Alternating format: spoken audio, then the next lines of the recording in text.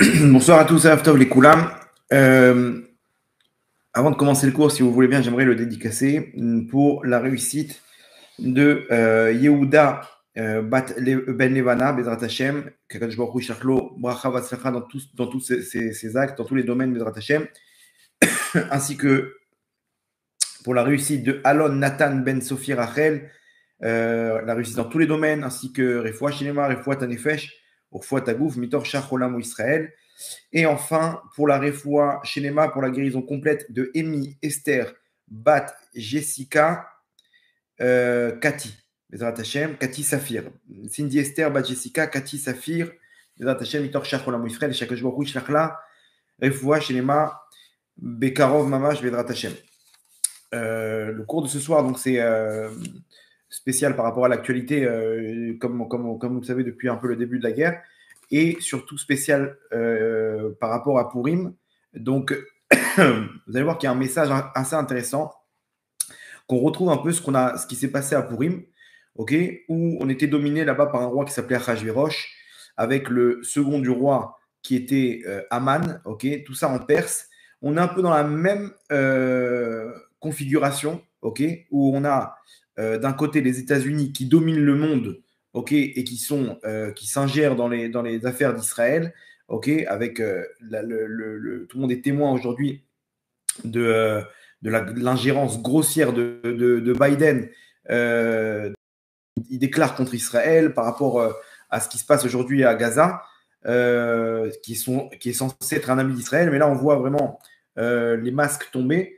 Et on voit comment, en fait, il n'a qu'une intention, c'est pas du tout de protéger Israël, mais bien au contraire, il a ses intérêts et il impose des limites à Israël. Et tout le monde a très bien compris que si Israël ne vont pas jusqu'au bout, alors ils n'auront rien fait. C'est une question d'années avant que tout reprenne et que Chave Shalom, on se réveille un matin avec la même histoire. Donc, ce qui se passe actuellement, d'un autre côté, on a celui qui est plus ou moins indirectement soutenu par les États-Unis, qui est donc l'Iran. Pourquoi indirectement? Parce que les États-Unis, ils empêchent Israël d'attaquer depuis longtemps. Israël serait débarrassé de l'Iran, mais les États-Unis ils interviennent et disent non, ça va provoquer des conflits avec la Russie, avec la Chine. On est déjà assez embarqué en Ukraine avec la Russie, etc. On ne veut pas d'autres. Donc finalement, on est là avec la même configuration. Le roi qui asservit le Ham Israël, et à côté l'Iran, Aman, qui est là et qui essaye de placer son décret pour pouvoir détruire tout le Ham Israël avec la création de la bombe nucléaire. Et comment dire, nous, malheureusement, naïfs, on est sûr qu'ils sont là pour nous protéger, mais que Hachem, il nous emmène véritablement comme ce qui s'est passé à Purim, où Mordechai ne se prosternait ni devant Aman, ni devant personne, et que Akadosh Baruch Hu, il nous amène à ne pas, comment dire, il nous amène à mettre toute notre confiance en lui et de débloquer cette lumière de Purim, qui est la lumière où le Ham Israël récupère toute sa force et que toutes les tendances, elles s'inversent et que, comment dire, et qu'on arrive à la délivrance, comme ce qui s'est passé à Purim, où Aman tombe, et l'année d'après, Achashverosh, il est tombé aussi, et d'un coup, Mordechai et Esther, ils se retrouvent les dirigeants de tout le royaume. Donc, c'est ce qui s'est passé à l'époque, c'est ce qui se passe tous les ans à Purim, avec cette lumière dont je vous ai parlé dans le cours précédent, qui s'appelle Eharat Mordechai, la lumière de Mordechai, okay, qui est le Yesod des Abba, qui illumine Nouk Deza. Selon la Kabbalah, c'est une très très grande lumière. On va essayer d'expliquer un petit peu comment elle se matérialise cette lumière. Et tout ça, ça dépend de ce qui s'est passé avec Mordechai, la confiance qu'il avait que en Hachem. Mordechai et Esther, ils avaient une confiance que en Hachem et en personne d'autre. Effectivement, des fois dans notre vie, sur le plan individuel, on se sent protégé par certaines choses, ok, et des fois, on verra que c'est ça, on va comprendre que c'est ça qui nous met en danger. Et sur le plan collectif, ce qui se passe actuellement dans l'actualité, où des fois on a tendance à avoir peur des États-Unis, peut-être qu'ils vont stopper leurs aides, leur aide militaire, leur aide économique. Comment on va faire sans eux? Alors qu'en fait, Hachem nous dit, mais Tzadikim, je suis avec vous. Essayez de ne pas vous prosterner là-bas, de pas profiter de cette séouda de Achashverosh. comme on va voir dans ce qui s'est passé à Purim, et à ce moment-là, de débloquer cette lumière. Cette lumière, elle vient tous les ans. On va expliquer comment la prendre et l'intégrer en nous, dans notre Neshama, pour pouvoir avoir cette force qu'il avait, Mordechai, et d'amener sur nous beaucoup, beaucoup de lumière, beaucoup de délivrance et une protection rapprochée, ok, de la part d'Akadosh Baruch Hu, le roi des rois en personne. Ok, et ça dépend de comment on doit réagir, ce qu'on apprend dans la paracha, ce qu'on apprend dans l'actualité. Vous allez voir que le message, il est clair. Hachem, il veut qu'on intègre ce qui s'est passé à l'époque. On va expliquer, on va essayer de le faire, Bezrat Hachem, ensemble, pour se renforcer par rapport à ce qui se passe actuellement et le message d'Hachem. Ok? J'espère que vous êtes prêts. Petit décollage. Et Bezrat Hachem, j'espère que je vous accompagnerai cette fois-ci jusqu'à Purim. Vous penserez à moi là-bas lors du michté du repas de Purim. Et comme ça, ensemble, on pourra s'élever et amener cette lumière avec nous pour toute l'année. D'accord? Ok, je pense que les gens ils sont connectés. Le son, Toda David pour le retour du son et de l'image. Et Bezrat Hachem, on peut y aller. Donc accrochez-vous aux ceintures et on est parti.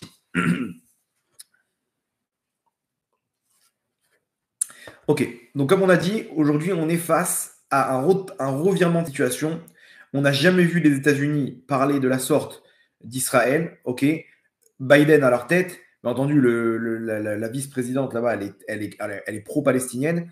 Et on se rend compte, ce que, entre parenthèses, je vous avais dit depuis le début, ok, vous pouvez voir les premiers cours après le début de la guerre, je vous ai dit, l'ennemi numéro 1 d'Israël, c'est les États-Unis. C'est pas le Hamas, c'est pas l'Iran, c'est les États-Unis. Les États-Unis nous mettent des bâtons dans les roues, matériellement parlant. Ok, nous on est hyper naïfs, on voit les sauteurs du monde comme d'habitude, comme on voit dans les films, mais en fait ils ont leur intérêt et ils aident Israël que si on rentre dans leur intérêt. Mais dès qu'on se confronte à leur propre intérêt, à ce moment-là les masques tombent et on découvre leur vrai visage. Bien entendu, sur le plan spirituel aussi. Aussi, c'est les ennemis numéro 1 d'Israël. Pourquoi? Parce qu'on met toute notre bitachon, notre foi, notre confiance en eux. Et à ce moment-là, donc, on perd, comme nous dit le Shara Bitachon, le Chovot Alevavot dans Shara Bitachon, dit que Akadosh Baruch Hu, il nous laisse là où on a notre bitachon. Là où on met notre confiance, c'est là-bas qu'Hachem nous laisse et c'est là-bas qu'on prend un mur. Et le ministre de la Défense a exprimé, il dit qu'on n'a plus besoin de dire Bezrat Hachem, mais il faut dire maintenant Bezrat Artsot Abrit, par l'aide des États-Unis, parce qu'ils leur ont filé des dizaines de milliers de bombes. Donc, on est tranquille, on peut tout gagner, on a les États-Unis derrière nous. Cette phrase-là, elle a peut-être coûté la mort de plusieurs soldats.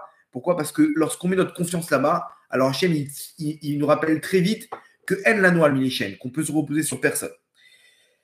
On va faire un petit tour dans l'actualité juste pour que vous compreniez. C'est de voir une nouvelle facette de ce qui se passe, d'un autre angle de vue. Ok, et après, on va essayer d'amener ça comme message par rapport à Purim. Donc,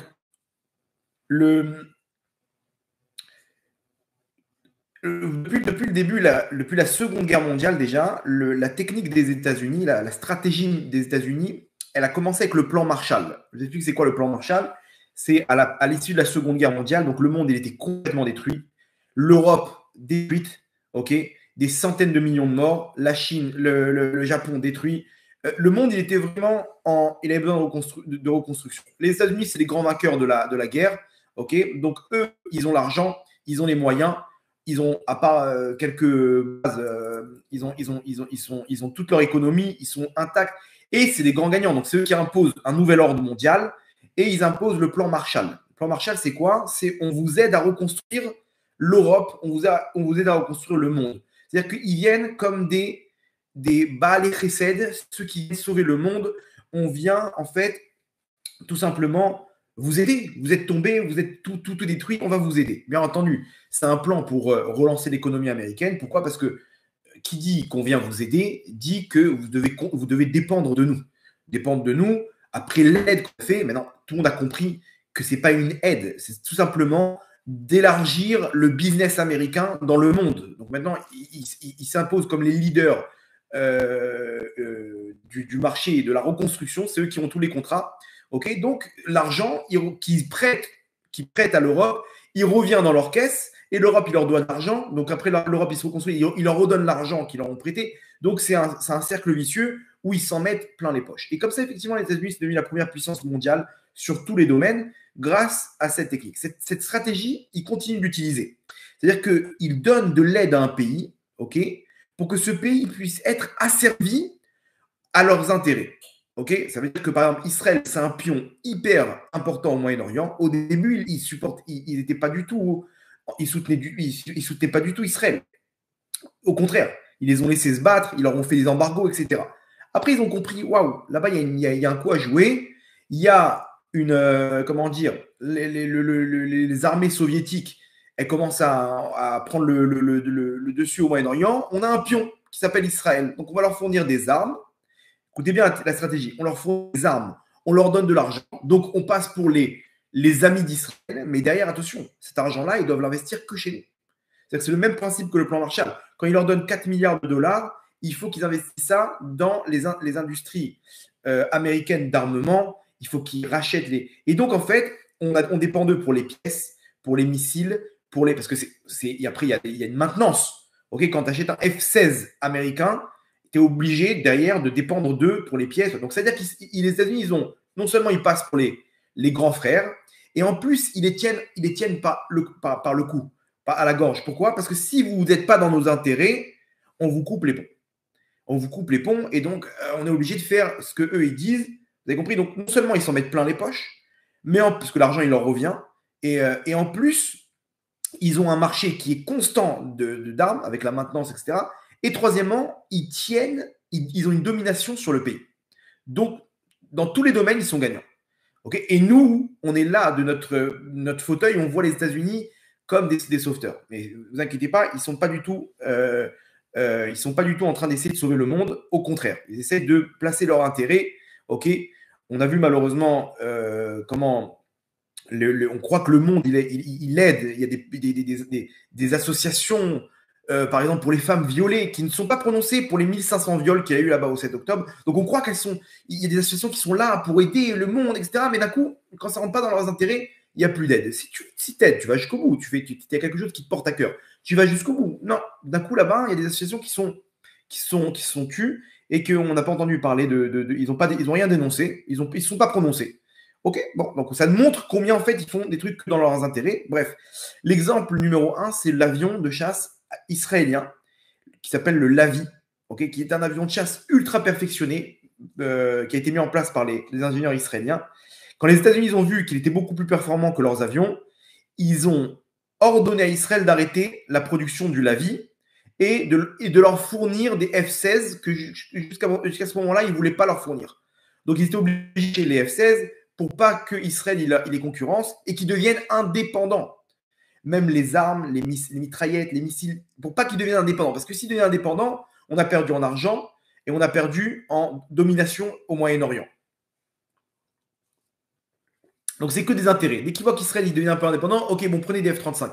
Prenez des F-35, prenez des avions. Et comme ça, ils arrivent à avancer. Et nous, on a les mains liées. On a les mains liées. Ok. Maintenant, entre parenthèses, c'est exactement la même stratégie que fait l'Iran. L'Iran, elle fournit des armes au Hezbollah, aux Houthis, aux Syriens, aux Irakiens, etc., aux milices, et au Hamas, au djihad islamique. Et donc, maintenant, c'est une pieuvre qui a. Maintenant, vous dépendez de moi. Moi, je vous donne les armes, donc vous dépendez de moi. Donc, vous êtes sous ma domination. Et eux, ils se battent avec un pays, ok. Et ce pays-là, comme ils gagnent le pays, donc finalement, tout est sous domination iranienne. Vous avez compris le fonctionnement? Donc ça, c'est comme ça que ça se passe dans le monde avec les États-Unis. On l'a vu quand ils sont venus sauver le monde avec les vaccins. Ok, donc c'est pareil en Ukraine, entre parenthèses. En Ukraine, ils veulent entretenir la guerre. Le but, c'est pas de gagner la guerre. Entretenir la guerre. Si on entretient des guerres dans le monde, des conflits, on va s'en mettre plein les poches de façon constante. Il ne faut pas qu'ils gagnent la guerre Israël. Il ne faut pas qu'ils gagnent la guerre avec le Hamas, parce que sinon, on ne va plus leur vendre de missiles. Sinon, on ne va plus leur vendre des. Vous comprenez? Il faut garder tout le temps une maintenance du marché. C'est pareil au niveau médical. Au niveau médical, les entreprises pharmaceutiques ne cherchent pas à guérir. Ils peuvent très bien trouver des médicaments contre le cancer. Mais ils ne le font pas. Ils ne le font pas pourquoi? Parce que le nombre de cachets que doit prendre quelqu'un qui est atteint d'une maladie, il amène un argent tellement mais c'est un business de 1000 milliards de dollars que trouver un remède, mais ça nous met le marché en l'air. Donc, on n'est pas intéressé à guérir. On veut maintenir les gens dans leur maladie, de façon à ce qu'ils vivent bien leur maladie et que tous les jours, ils ont leur petite boîte de cachet à prendre, bien entendu, payée par l'État. C'est nous, c'est l'État qui va aider, la mutuelle, les machins, les trucs et tout. Et comme ça, on va pouvoir s'en mettre dans les poches. Donc, c'est le but d'entretenir les guerres, entretenir les maladies. Ça, c'est ce monde qu'on croit être un monde où on veut notre bien, mais derrière, il y a beaucoup d'argent, beaucoup d'intérêt. Donc, et donc, tout le temps, ils viennent, même dans les films. Dans les films, c'est tout le temps les États-Unis qui viennent sauver le monde. Mais quand on voit ça un peu plus en profondeur, on voit qu'ils ne viennent pas sauver le monde par bonté, mais par intérêt. Une fois, ils ont posé la question à Bruce Willis. Ils ont dit, pourquoi c'est toujours les États-Unis qui sauvent le monde? Il leur a répondu, vous voyez un Français sauver le monde. Ça peut être que nous, quoi. On est beaux gosses, on est trucs. C'est-à-dire que dans sa réponse, on comprend l'orgueil. Vous comprenez? L'orgueil, c'est quoi? Il n'y a que nous qui pouvons aider le monde, quoi. On est là, on est trucs. C'est-à-dire que c'est nous-mêmes, on est au centre du monde et on se sert des autres pour s'élever. Bref, donc aujourd'hui, on est face à des tensions terribles comme il n'y a jamais eu entre les États-Unis et Israël, entre Biden et Netanyahou. Netanyahou dit on ira jusqu'au bout, personne ne nous dira quoi faire, et il a raison, on ira jusqu'à Rafah. Et Rafah, c'est là-bas que se trouve tout l'intérêt du monde. C'est-à-dire que tout le monde, jusqu'à maintenant, tout le monde était d'accord, l'Allemagne, l'Europe, allez-y, vous avez le droit de vous défendre. Dès qu'on arrive à Rafah, d'un coup, il n'y a plus personne qui s'occupe des réfugiés, l'Égypte, elle ferme leurs frontières, personne ne veut prendre un seul réfugié palestinien, chose qui sait comment dire, il y a 4 millions d'Ukrainiens qui ont été adoptés par le monde. 4 millions d'Ukrainiens, dont 100 000 en France. Là, il y en a. Quoi, la France, vous êtes tout le temps en train de défendre. Prenez au moins au moins une personne, non, même pas un enfant, rien du tout. Donc, il laisse là-bas Israël se casser la tête.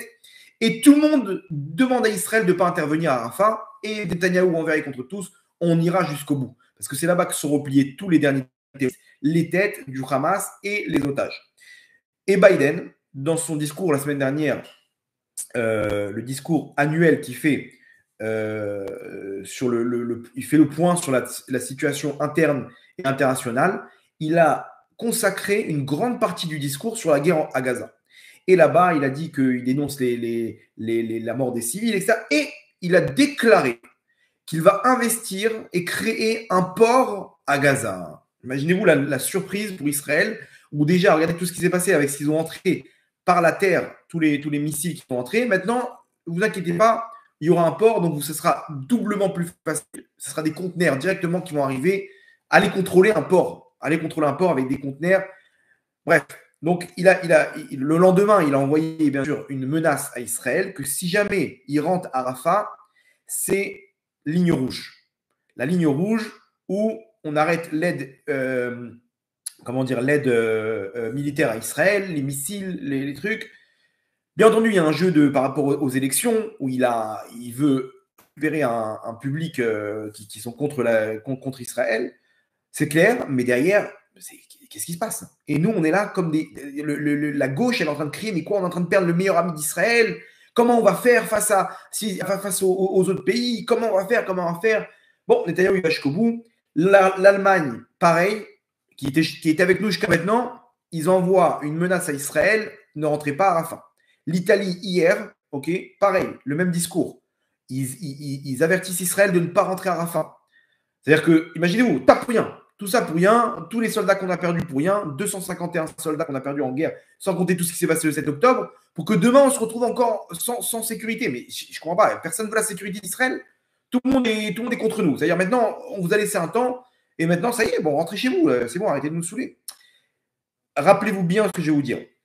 Il y a une règle. Quand tout le monde, il ne veut pas quelque chose pour Israël, c'est que c'est là-bas que ça se passe. Et dans les derniers cours, je vous avais expliqué combien l'enjeu il est à Gaza. Je vais ramener toutes les allusions, surtout à Rafah, où là-bas en arabe c'est Rafah, que là-bas c'est les étincelles. Il y a quelque chose, il y a une clipa là-bas qu'il faut faire tomber. Shimshon, il a commencé le travail, et les soldats, ils sont en train de continuer le travail. C'est eux qui vont revenir avec le Mashiach Pourquoi? Parce que de là-bas va tomber la clipa qui va amener la délivrance du Ham Israël et qui va faire tomber tous les autres derrière. Mais ça commence par là-bas. Ça commence par là-bas. À la fin des temps, c'est là-bas que ça se passe. Surtout à Rafah. À Rafah, au Rafiach en hébreu, là-bas, ça représente les étincelles. Les dernières étincelles où tout va commencer. Okay, donc, comme par hasard, le monde entier est contre Israël. Pourquoi? Rappelez-vous bien, quand tout le monde est contre Israël, c'est que c'est là-bas que ça se passe. Pourquoi? Parce que l'ange qui représente les peuples du monde en haut, de chaque peuple du monde, les anges de chaque peuple, ils voient l'enjeu. Et quand l'enjeu il est grand, alors ça, les chefs des États du monde, ils comprennent qu'il ne faut pas qu'ils aillent là-bas. Il ne faut pas qu'ils aillent là-bas. Pourquoi? C'est quoi votre intérêt? Vous vous inquiétez pas, on va trouver une solution. On va déplacer les populations et on va intervenir. Qu'est-ce qu'on fait? On a des otages là-bas, on a nos frères qui sont là-bas. On a tous les futurs terroristes qui vont reconstruire leur mouvement pour dans 5-6 ans refaire exactement ce qu'ils ont fait. Quand on n'a pas le droit de se défendre. Alors quoi? Nos frères, nos femmes et nos enfants, ils sont moins importants. Alors ok, bon, on le laisse et demain, ils vont faire ce qu'ils ont fait. 1500 morts. 1500 morts de hommes, femmes, enfants qu'ils ont brûlés à vif. Donc, non. Eux, ils sont plus importants. Vous devez faire attention à eux. Eux, c'est pas grave s'ils vous détruisent, mais nous. Donc, ça, c'est la situation dans laquelle on se trouve actuellement. Maintenant, la cerise sur le gâteau, c'est quoi? C'est l'Égypte. Alors, rappelez-vous bien de ce que je vais vous dire. Ok. Le général, comment il s'appelle celui-là? Sisi. Ok. Lui-même, il a envoyé jusqu'à maintenant, il ne s'était pas prononcé. Et là, il a envoyé une menace à Israël que si Israël y rentre à Rafah, l'accord de paix, il serait mis en suspens. Et bizarrement, ok, lui-même, il ferme les portes. C'est-à-dire, c'est bon, on t'a proposé. Pourquoi tu ne veux pas accepter? Fais-les rentrer chez toi dans le Sinaï. Et après, on les ramène une fois que le Hamas il est tombé. Non, lui-même, il ferme les portes et il laisse Israël. Et en plus, il menace Israël que si Israël ils vont jusqu'au bout, bizarrement, qu'est-ce qui se passe? Pourquoi il menace de mettre en suspens l'accord de paix? Je ne comprends pas. T'es notre ami ou t'es pas notre ami? Tu veux quoi? Tu veux pas notre bien? Pourquoi tu as si peur que ça? En fait, apparemment, je vais vous dire un truc, ok? C'est mon avis personnel, mais notez ce que je vais vous dire. Ok? Enregistrez ce que je vais vous dire, notez dans votre téléphone ou quoi que ce soit. Mais rappelez-vous bien ce que je vais vous dire. C'est pas là où on croit que ça va se passer. Nous, on a l'impression que ça va exploser dans le nord, avec la Syrie, avec le Liban, avec le Hezbollah, peut-être avec l'Iran, mais c'est pas là où on s'attend que ça va exploser. Bien entendu, ça risque d'exploser 2-3 semaines, des échanges une escalade de la violence, etc. Mais c'est pas là-bas que ça se passe. Spirituellement parlant, c'est là-bas à Gaza. Et rappelez-vous bien de ce que je vais vous dire, mais je ne serais pas étonné que l'Égypte rentre en guerre avec Israël à cause de Gaza. Pourquoi? Par rapport déjà à la menace, mais surtout parce que s'ils menacent comme ça et que personne ne veut qu'Israël rentre à Rafah, c'est qu'ils se cachent des choses qu'on ne veut pas qu'Israël découvre. Et effectivement, plus ils vont rentrer là-bas, plus ils vont découvrir que maintenant d'où ils ont pêché leurs armes, le Hamas. Si ce n'est pas l'Égypte qui les a aidés, d'où ils ont eu leurs armes. Et on va découvrir là-bas des tunnels immensément grands où ça ne peut pas être l'objet comment dire, qui ne sont pas passés sous le nez des Égyptiens. Ça peut être qu'une coopération avec l'Égypte, ok? Et c'est pour ça qu'ils imposent à Israël de ne pas rentrer là-bas. Parce que s'ils rentrent là-bas, ils vont découvrir Israël le poteau rose. Et donc, rappelez-vous bien ce que je veux dire. C'est là-bas que ça va exploser. Deux choses une, l'Égypte ne veut pas qu'ils découvrent ce qui s'est passé, qu'ils découvrent Israël ce qui s'est passé là-bas, et qu'ils ont coopéré avec le Hamas. Et deuxièmement, l'Égypte ne croyait pas qu'ils cherchent la paix. Ne croyez pas. On a vu ce qui s'est passé avec le Hamas le 7 octobre. Ils montraient des signes de paix, mais derrière, dès qu'ils ont pu, ils ont attaqué. L'Égypte, un jour viendra où dès qu'ils auront la possibilité, ils se vengeront de ce qu'Israël leur a fait, l'attaque surprise de la guerre des 6 jours, où ils leur ont détruit toute leur aviation, et le revers de ce qui s'est passé à la guerre de Kippour, ils l'ont en travers de la gorge, l'Égypte. Maintenant, une fois que l'armée israélienne, elle va se retrouver à Rafah, des 50-60 000 soldats, l'Égypte, dites-vous bien qu'ils n'ont plus qu'à faire exactement le même effet de surprise qu'ils ont fait Israël à la guerre de 6 jours, et de prendre par surprise Israël, de sauver le Hamas et de faire un mouvement de foule avec les pays aux alentours contre Israël. L'Égypte, écoutez bien de quoi on parle. Ils sont en paix avec Israël. L'Égypte, c'est la 10e plus grande armée au monde. C'est bizarre. Hein. Israël, c'est la 15e en quantité, pas en technologie. En quantité, l'Égypte, c'est la 10e plus grande armée au monde. Une armée qui est, je sais pas, elle a aucun front. Elle se bat pas ni avec la Tunisie, ni avec l'Algérie, ni avec ni avec Israël. Ils sont en paix. Écoutez bien les chiffres. 1,3 million soldats, 1132 avions, 4110 tanks. Qu'est-ce qu'ils se font avec tout ça? Vous pouvez expliquer? 319 bateaux de combat. Israël, donc c'est 10e armée au monde. Israël, 700 000 soldats, 650 avions, 2600 tanks. Vous vous rendez compte? C'est presque moitié moins en avions et en tanks. Et 65 bateaux de combat contre 319. Quelqu'un peut m'expliquer qu'est-ce qu'ils font avec une si grande armée s'ils sont en paix?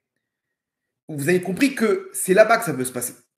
Je ne serais pas étonné que c'est là-bas que ça explose, là où on ne s'y attend pas. Là où on ne s'y attend pas du tout, c'est là-bas. Et c'est pour ça que le monde ne veut pas qu'il s'aille là-bas, parce que là-bas, il y a quelque chose de grand. Okay, donc, notez ce que je vous dis. On verra plus tard. Bref, en tout cas, ça, c'est le scénario de ce qui se passe actuellement à la veille de Pourim. La veille de Pourim, on est face à cette crise géopolitique, okay, entre Israël et les États-Unis, le monde part autour de Rafah, okay, et excusez-moi, et on est face au même dilemme. Qu'est-ce qu'on fait? Est-ce qu'on envoie balader Biden mais non, mais il nous protège quand même, ou on n'est que entre les mains d'Hachem? Hachem, il nous amène face à ce même dilemme, et vous allez voir que c'est de là, c'est ce qui s'est passé à Pourim qu'on va descendre comme message pour nous-mêmes, ok, pour Bezrat Hachem, pour amener ça de façon individuelle et collective pour le Ham Israël.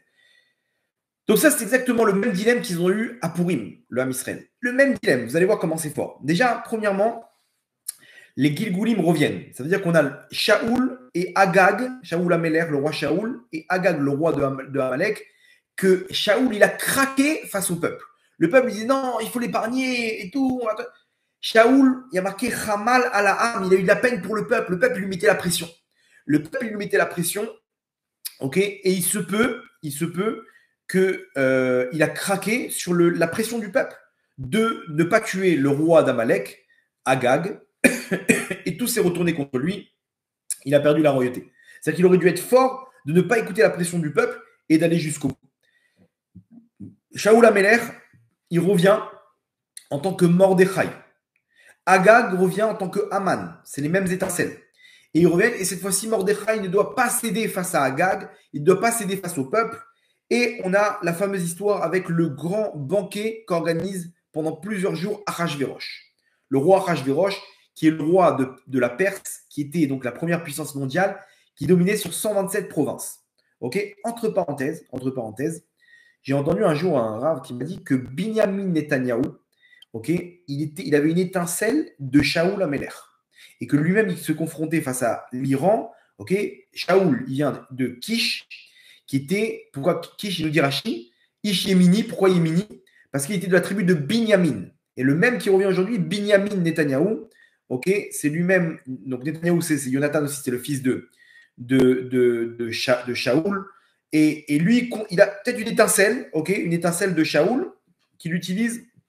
Il est lui-même, entre guillemets, roi d'Israël, okay, qui est le premier ministre à la tête d'Israël. Et peut-être qu'il est venu faire une petite réparation légère par rapport au fait qu'il se confronte à Haman. Il n'y a pas de source, c'est une petite hypothèse, hein, mais ne rentrez pas dans un truc. Il se peut, dans Shara Gilgulim, il se peut qu'il y a une étincelle qui vienne et qu'il ne soit pas forcément un tzaddik. Parce que tout le monde sait qu'il ne fait pas Shabbat, Netanyahou, qu'il mange ce qu'il veut, etc. Bref, en tout cas, c'est une petite parenthèse, mais c'est intéressant par rapport à l'actualité et que lui-même il confronte face à Achashverosh d'aujourd'hui, qui est Biden, et face à l'Iran. Bref, en tout cas, qu'est-ce qui s'est passé? Pourquoi il y a eu le décret? Le décret, comme ça, la Gemara nous dit Shenenu Meota Seuda. Excusez-moi. Les Bnei Israël, ils ont profité de ce banquet. Le banquet là, qui avait le grand repas que Achashverosh il a organisé. Les Bnei Israël, le Ham Israël, il a profité de ce banquet. Vous allez me dire, c'était quoi le problème? Il y avait quelque chose de pas cachère? Non, tout était cachère. Le buffet, il était 100% la madrine. Le vin, peut-être? Non, le vin, il était surveillé? Non, tout était en règle. Il y avait un buffet pour les femmes, un buffet pour les hommes, il y avait une séparation. Il y avait de la tsniout. C'est quoi le problème? C'est quoi le problème? Pourquoi Akash Baruch Hu, il a décrété ce qui s'est passé avec Aman, qu'il a voulu détruire tout l'homme Israël, à cause du fait qu'ils ont profité, qu'ils ont mangé là-bas. Ça va, c'est quoi le problème de profiter d'un repas? À cause de ça, c'est quoi la faute? Et en fait, la faute, c'était pas qu'ils ont profité. Le profit du blé, du banquet, c'était en fait, ça nous a dévoilé ce qui s'est passé quelques années plus tôt. Quelques années plus tôt, Nebuchadnezzar, donc Nabucodonosor, il met une statue et il ordonne à tout le peuple d'Israël de se prosterner. Et tout le monde se prosterne. Non, c'était où ça où il mourait. Bien entendu, selon la lacha, il pouvait se prosterner sans, comment dire, sans avoir l'intention de se prosterner devant la statue. Bref, ils sont tous prosternés. Ils étaient en danger de mort, ok? C'était pas Vodazara, parce qu'ils ne s'est pas prosterné, ils se sont prosternés devant l'idole, la statue que représentait Nabucodonosor, ok, qui était le roi de Babel. Donc c'était pas une statue qui représentait une divinité. Donc ça va, c'était pas de l'idolâtrie. Ils sont tous prosternés, ok. Et là-bas il y a une accusation. L'accusation, elle regarde ton peuple Hachem, ils ont plus peur de Nabucodonosor, de Nebuchadnezzar, que de toi. Hachem, il leur a dit, il a repoussé l'accusation en disant c'est faible, c'est faible. Ils étaient en danger de mort, c'est pas forcément une idole. Une idole doit mourir et ne pas se prosterner.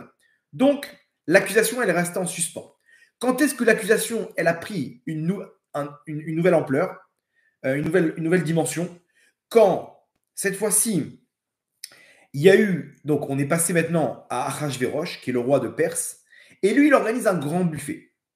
Il organise un grand buffet, et là, on demande aux Bnei Israël de participer. Il n'y a aucun danger de mort. Les Bnei Israël ne sont pas obligés de profiter de cette Séouda, de venir, ok? Ils l'ont fait, pourquoi? Par crainte du roi. Lui-même Mordechai, il leur a interdit d'y aller. Ils ont tous tombé dessus, ils lui ont dit, mais tu veux quoi, qu'on ait des problèmes avec la royauté? Non, gentiment, on leur dit, nous, on a nos règles à nous. On a nos règles à nous, on ne mange pas ce que vous mangez. Et on ne veut pas profiter de ce banquet, c'est tout. On va envoyer des cadeaux, on va envoyer des représentants, mais on ne doit pas participer au repas. Tous les grands de l'époque, ils ont dit on peut participer au repas, vous inquiétez pas, il n'y a aucun problème. Alors, c'est quoi le problème? Le problème, c'est quoi? C'est que là-bas, les Bnei Israël, ils ont profité, ils ont kiffé l'ambiance de pouvoir être près du roi.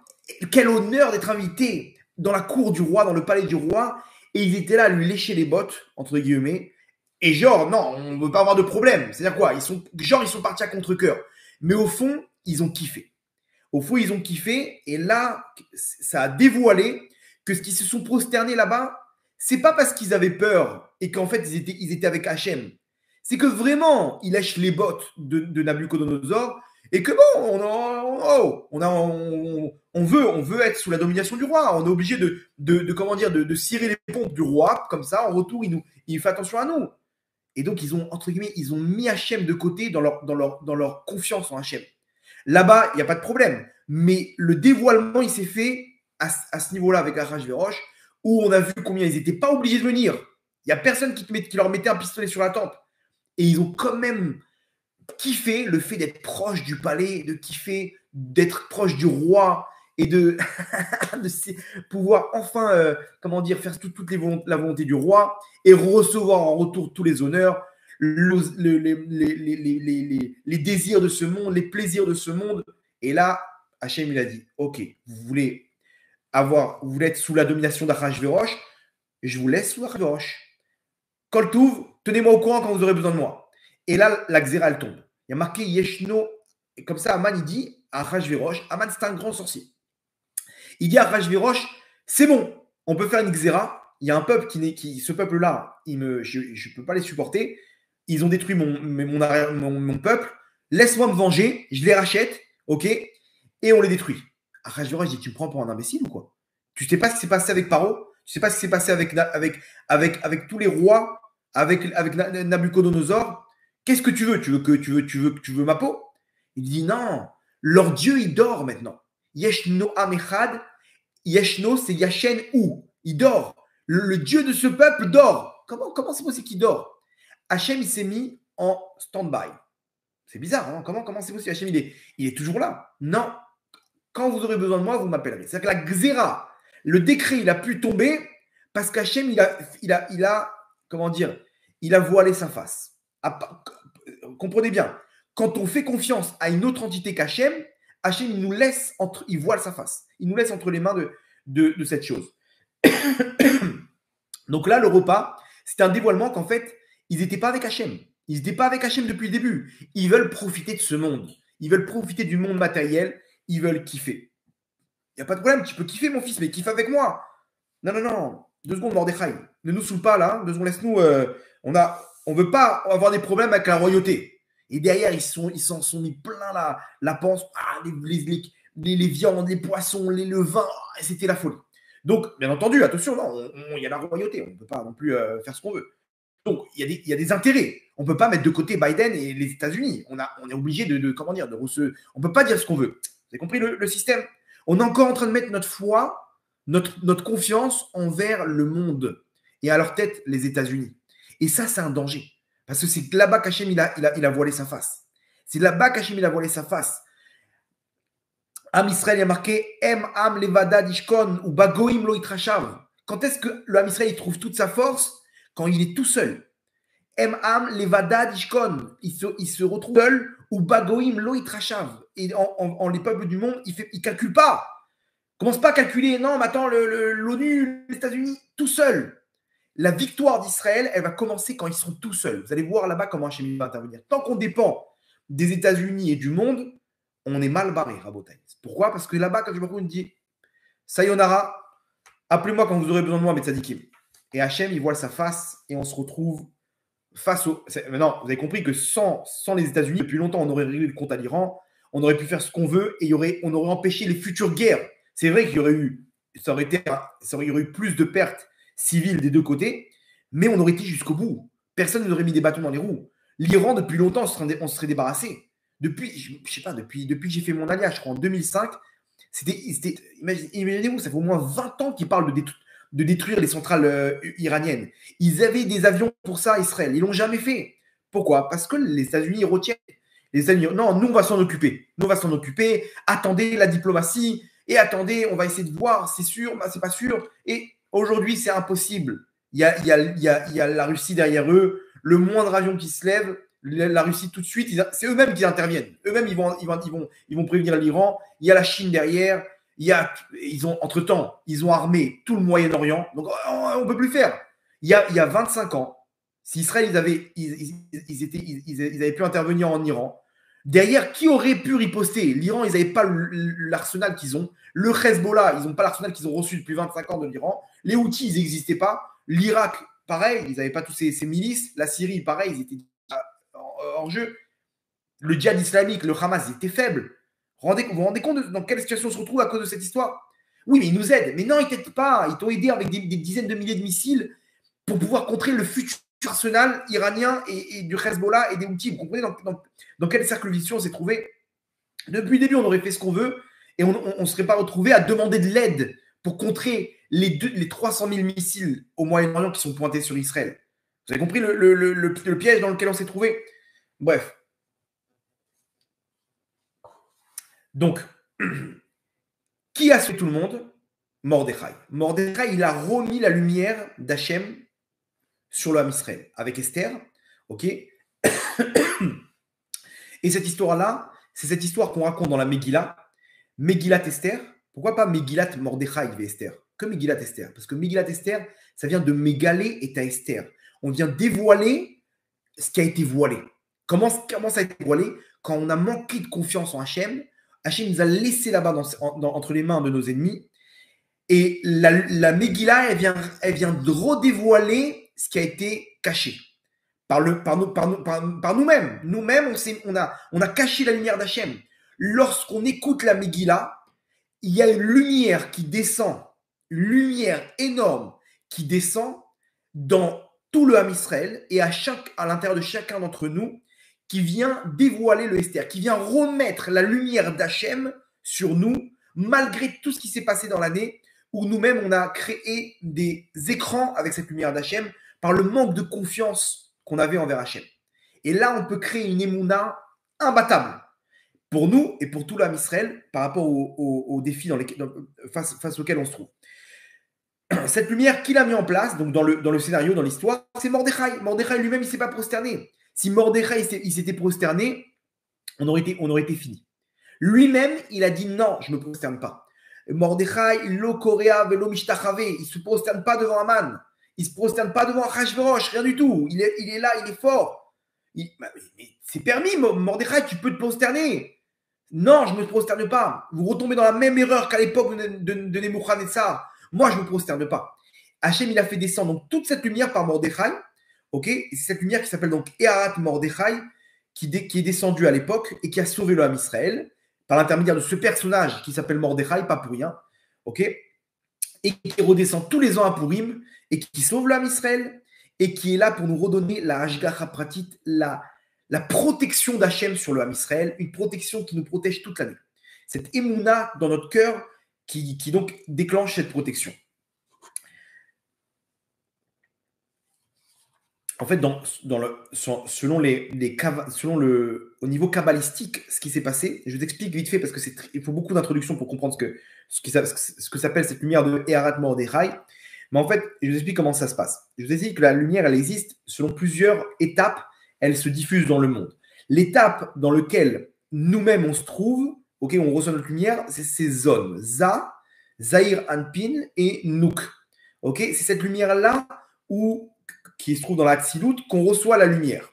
Ok, quand Hachem il veut descendre, une grande abondance dans le monde, ok, là en l'occurrence, Hachem il devait descendre le deuxième Beth Amikdash, juste après.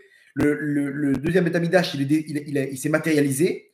Okay, lorsque Hachem veut descendre une grande abondance sur terre, okay, il fait unir les mondes. Les mondes, il y a des mondes masculins, féminins, il les fait unir, okay, à l'image d'un homme et d'une femme, et donc ils font descendre une abondance. Comme un homme et une femme, ils amènent un enfant, qui est une abondance, une nouvelle Neshama, donc une abondance dans leur famille. Pareil, les mondes, lorsqu'ils s'unissent, ils font descendre dans le monde en dessous une abondance. Là maintenant, il fallait faire descendre pour l'âme Israël cette lumière du deuxième Beth Amikdash. Alors pour ça, comment ça se passe? À l'image de ce qui s'est passé pour Adam Arishon. Adam Arishon, comment ça s'est passé? Il était dos à dos avec sa femme. Hachem, il a endormi Adam Arishon pour décoller sa femme qui était dos à dos à Adam Arishon, Adam Arishon. Il a décollé à partir de la hanche, de la côte, et là-bas, il les a mis face à face et ils ont pu s'unir pour amener au monde des enfants. Pourquoi on nous raconte cette histoire dans la paracha de Bereshit? C'est dans le Midrash et tout. Pour dire c'est exactement comme ça que les mondes d'en haut, ils amènent une abondance. En fait, les mondes masculins et féminins, ils sont dos à dos. Pourquoi ils sont dos à dos? Parce que les forces du mal, ils peuvent puiser de la lumière divine, de la lumière de la Kedusha, que par derrière, le derrière des mondes. Donc, pour être protégés, les mondes, ils sont obligés d'être dos à dos, ok? Les mondes spirituels, ils sont dos à dos de façon à ce que les forces du mal ne peuvent pas puiser de la lumière d'Hachem pour faire le mal sur terre. Maintenant, comme je vous ai expliqué, pour qu'il y ait une abondance qui vienne, on est obligé de les décoller et les mettre face à face. Et là, il y a un danger. Pourquoi? Parce que quand on les décolle, donc le côté masculin, il envoie toute sa force au côté féminin, et donc il s'endort. C'est pour ça que Adam Arishon, il a été endormi pour pouvoir séparer Chava. Il s'endort. Donc dans les mondes d'en haut, entre guillemets, le monde masculin qui influence le monde d'en bas, le nôtre, il s'est endormi. C'est pour ça que Aman, il a dit, c'est bon, leur dieu, il dort. Leur dieu, au niveau de Za, il s'est endormi, mais, donc on arrive dans un voilement de la phase d'Hachem, mais en fait, c'est pourquoi il s'est endormi, de façon à ce qu'il puisse se déconnecter du côté féminin des mondes d'en haut, et pour qu'il puisse se réveiller. Et à ce moment-là, s'unir pour faire descendre la lumière du deuxième Beth Amikdash. Maintenant, vous allez me dire, attends, tu m'as dit que quand ils sont dos à dos, ils sont protégés. Maintenant, quand ils se décollent et que lui s'endort, il se décolle, il se retourne, là, il y a un danger. Il y a un danger que viennent les forces du mal et puisent, au moment où ils sont plus dos à dos, et puisent par derrière la lumière d'Hachem. Effectivement, et c'est pour ça que le monde d'en haut, qui s'appelle Abba, que là, Hachem, il prend une tournure pas de Za, mais de Papa. Il vient envoyer une lumière qui s'appelle la lumière, la Eharat Mordechai, qui vient protéger les mondes d'en dessous de façon à ce qu'ils puissent se retourner sans danger, sans que les forces du mal puissent puiser la lumière d'Hachem dans le mal. Ok, donc, et de là, donc, ils peuvent se retourner, s'unir et faire descendre le Shifa sous la protection du monde qui est au-dessus, qui s'appelle Abba. Cette protection, cette lumière qui protège donc le monde inférieur s'appelle Eharat Mordechai. Je vous ai résumé ce que nous explique Shara Kavanot sur le Purim et aussi ça chaque fois qu'on fait la Vida, quand est-ce que l'abondance elle descend et qu'on fait cette Kavana, ok, d'unir les mondes pour faire descendre l'abondance et qu'il y a cette lumière de Abba qui protège les mondes. Au moment où on dit le mot Be'ahava, dans la Mida, quand on dit Be'ahava, c'est là que tout ce que je vous ai expliqué se produit dans les mondes d'en haut. Et pourquoi Be'ahava? Avec amour, parce que c'est là-bas qu'Hachem il montre tout l'amour qu'il a pour l'homme Israël et qui protège les mondes inférieurs des forces du mal. Je ne sais pas si vous avez compris quelque chose, mais en tout cas, matériellement, qu'est-ce qui se passe? Il se passe qu'avant chaque abondance, il y a un danger où, entre guillemets, il y a un moment de voilement de la face d'Hachem. Ce voilement de la face d'Hachem, c'est parce que pour la séparation, il est obligé de s'endormir. On retire le côté féminin, on le réveille et là, ils sont face à face. À ce moment-là, les forces du mal, ils attaquent. Ils attaquent parce que c'est le moment propice pour eux, au moment où ils se retournent, de puiser et de voler la lumière d'Hachem. C'est là-bas qu'on aura un voilement de la face d'Hachem où on aura une épreuve terrible pour l'homme Israël. Entre parenthèses, que Haman a organisé à l'époque le décret parce qu'il a vu que je comprends pas. Leur Dieu, il dort. Oui, parce qu'il y a tout ce qui est en train de se produire. Et là, qui les a sauvés? Mordechai. Pourquoi? Parce que Mordechai, c'est la matérialisation de cette lumière, en fait, qui vient tout le temps protéger de façon à ce que les forces du mal ne puissent pas voler l'abondance qui doit descendre pour le Ham Israël. Okay, cette lumière s'appelle Eharat Mordechai, ou dans le jargon kabbalistique, Yesod Deaba, qui vient donc dans le Nouk Deza. Okay, donc c'est le terme.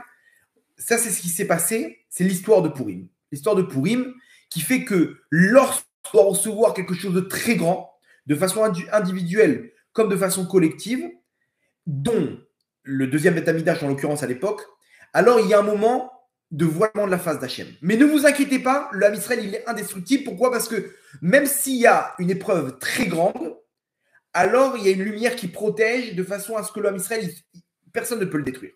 Il y a des dégâts, malheureusement, il y a des dégâts, il y a eu des morts, il y a eu des trucs. Là, en l'occurrence, à Purim, on s'en est bien sorti.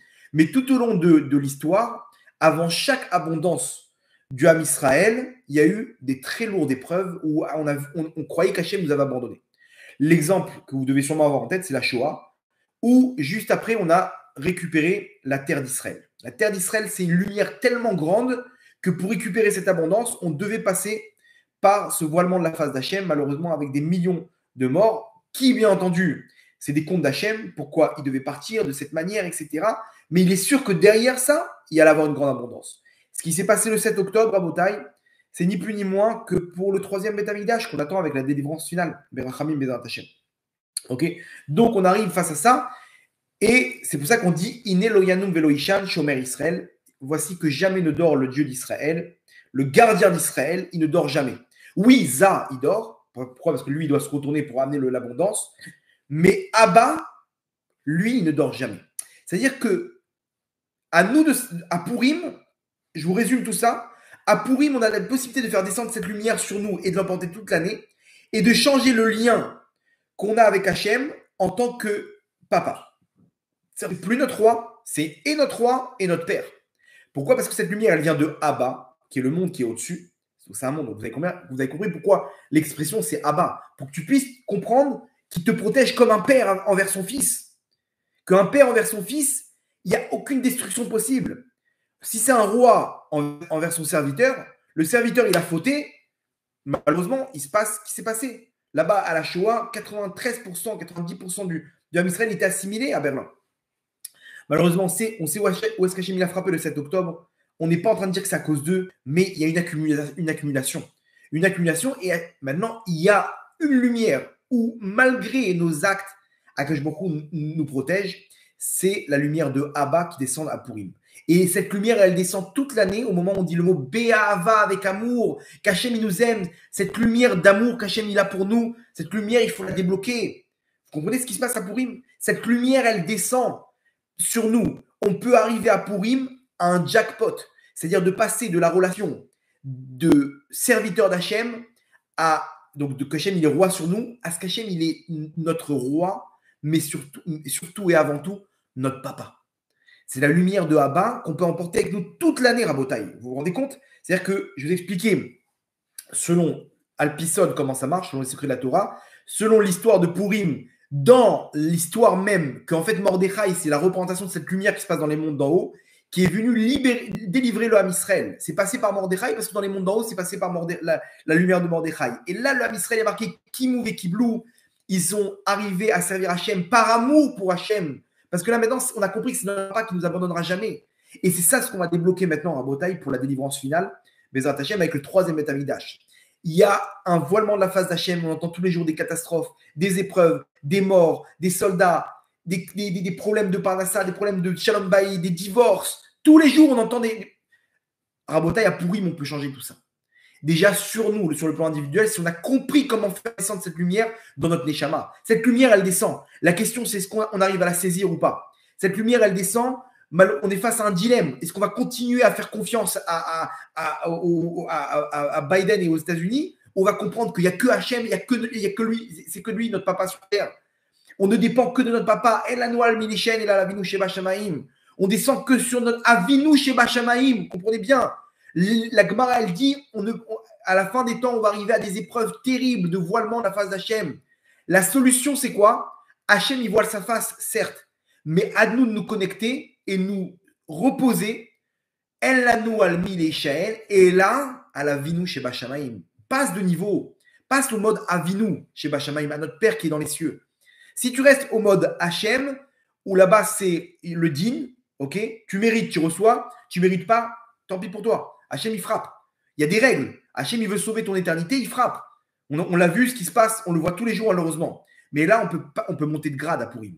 À Purim, on peut monter de grade et on passe à Avinu Sheba Shamaim. Donc, on te dit, remarquez bien comment c'est fort. Il n'y a pas marqué El Anu al Milishen, on ne peut se reposer, et là, à la Hachem Itbarach.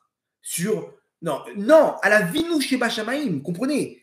Quand tu vas voir qu'Hachem, il a voilé sa face, c'est parce que maintenant, tu dois passer au niveau supérieur qui est Abba, Avinu Sheba Shamaim.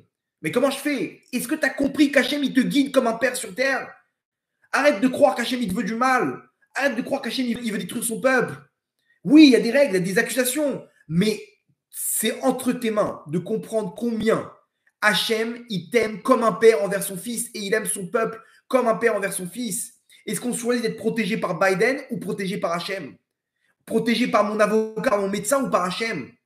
Est-ce que quand je fais une mitzvah, j'ai plus peur de mon entourage ou j'ai peur d'Hachem?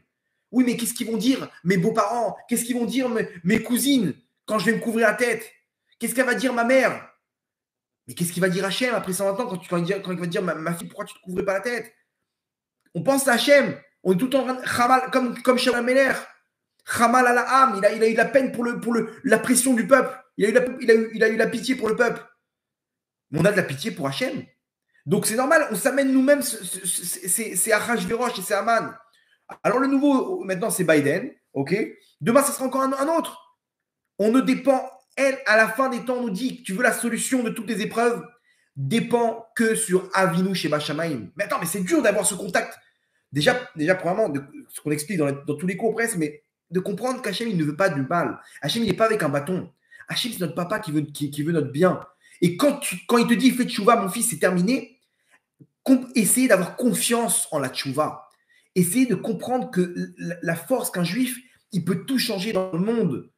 Il faut qu'on arrive à rentrer cette lumière en nous. Toute l'année, c'est comme ça que ça marche. En comprenant, Hachem, il est là, il me guide, il me protège. C'est mon papa. Et comme par hasard, c'est le roi des rois. Donc imaginez quel strout on a. Si toi, tu n'y crois pas, c'est toi qui tire une balle dans la jambe. Parce que tu retournes sur le Srar et Onesh. Tu mérites, alors tu y crois qu'Hachem il va te donner. Tu ne mérites pas, donc toi-même, tu te mets dans des situations où, bon, bah, tant pis, qu'est-ce que tu veux. On ne peut pas tout avoir dans la vie. Hein. Et je suis tombé, voilà, j'ai pas réussi à faire Shabbat. Mais non, mais lève-toi, quel rapport? Lève-toi, mon tzaddik, lève-toi, ma tzadika. C'est pas grave qu'un jour dans la semaine, tu t'habites sa noix à Asma. Non, mais je suis. Combien j'entends ça, des gens qui n'ont pas confiance en eux? Mais pourquoi? Parce qu'ils ne sont pas arrivés à ce niveau que c'est mon papa. Il faut faire. Quand tu es avec ton papa, tu es à l'aise. Tu fais le blata, ton père il te dit mon fils, viens, je t'offre une voiture. Tu vas venir, tu vas kiffer. Non, tu vois, j'aime pas trop les sièges là. Non, le cuir, viens, on essaye. Tu vas faire tu vas être à l'aise. Vous comprenez? Est-ce qu'on est comme ça avec Hachem? Est-ce qu'on a cette relation? Quand on prie, comme on demande, quand tu pries, tu dois tout détailler parce que tu n'as pas honte. Mais si c'est un roi, alors non, Hachem, il y en a qui ne prient pas. Il y en a qui ne prient pas parce qu'ils ne veulent pas déranger Hachem. Le fait qu'ils ne prient pas, ça prouve qu'ils n'ont pas cette relation de papa. Détends-toi, il te vaut des doutes, tu parles, tu commences la phrase. Ah papa, je t'aime trop, j'ai envie de te prendre dans tes bras. Hachem, prends-moi dans tes bras, montre-moi des signes, j'ai envie de te voir. Mais quoi, tu crois que je peux demander ça à Hachem? Tu vois, tu n'as pas confiance. Tu crois que c'est un roi qui tape avec le bâton. Non, mais parce que j'ai des fautes, c'est pour ça. Mais alors, fais tchouva et c'est terminé. Avance. Ça, c'est toute l'année. À Purim, Hachem, il nous donne la possibilité, il descend cette lumière. Cette lumière, comme je vous dis, qui vient de Abba, qui s'appelle donc Eharat Mordechai, il la dévoile. Quand est-ce qu'elle se dévoile? Lorsqu'on lit la Megillah. Lorsqu'on lit la Megillah, je vous ai ramené là-bas ce que dit le Harizal, ce qui dit le Kavayachar. Il y a un monde qui s'appelle Eharat Mordechai qui descend à ce moment-là. C'est un monde d'une force terrible. C'est là-bas qu'on fait rentrer la lumière d'Hachem dans notre cœur, de Abba. C'est là-bas dans le terme de Be'ava que tous les jours on fait dans la Mida.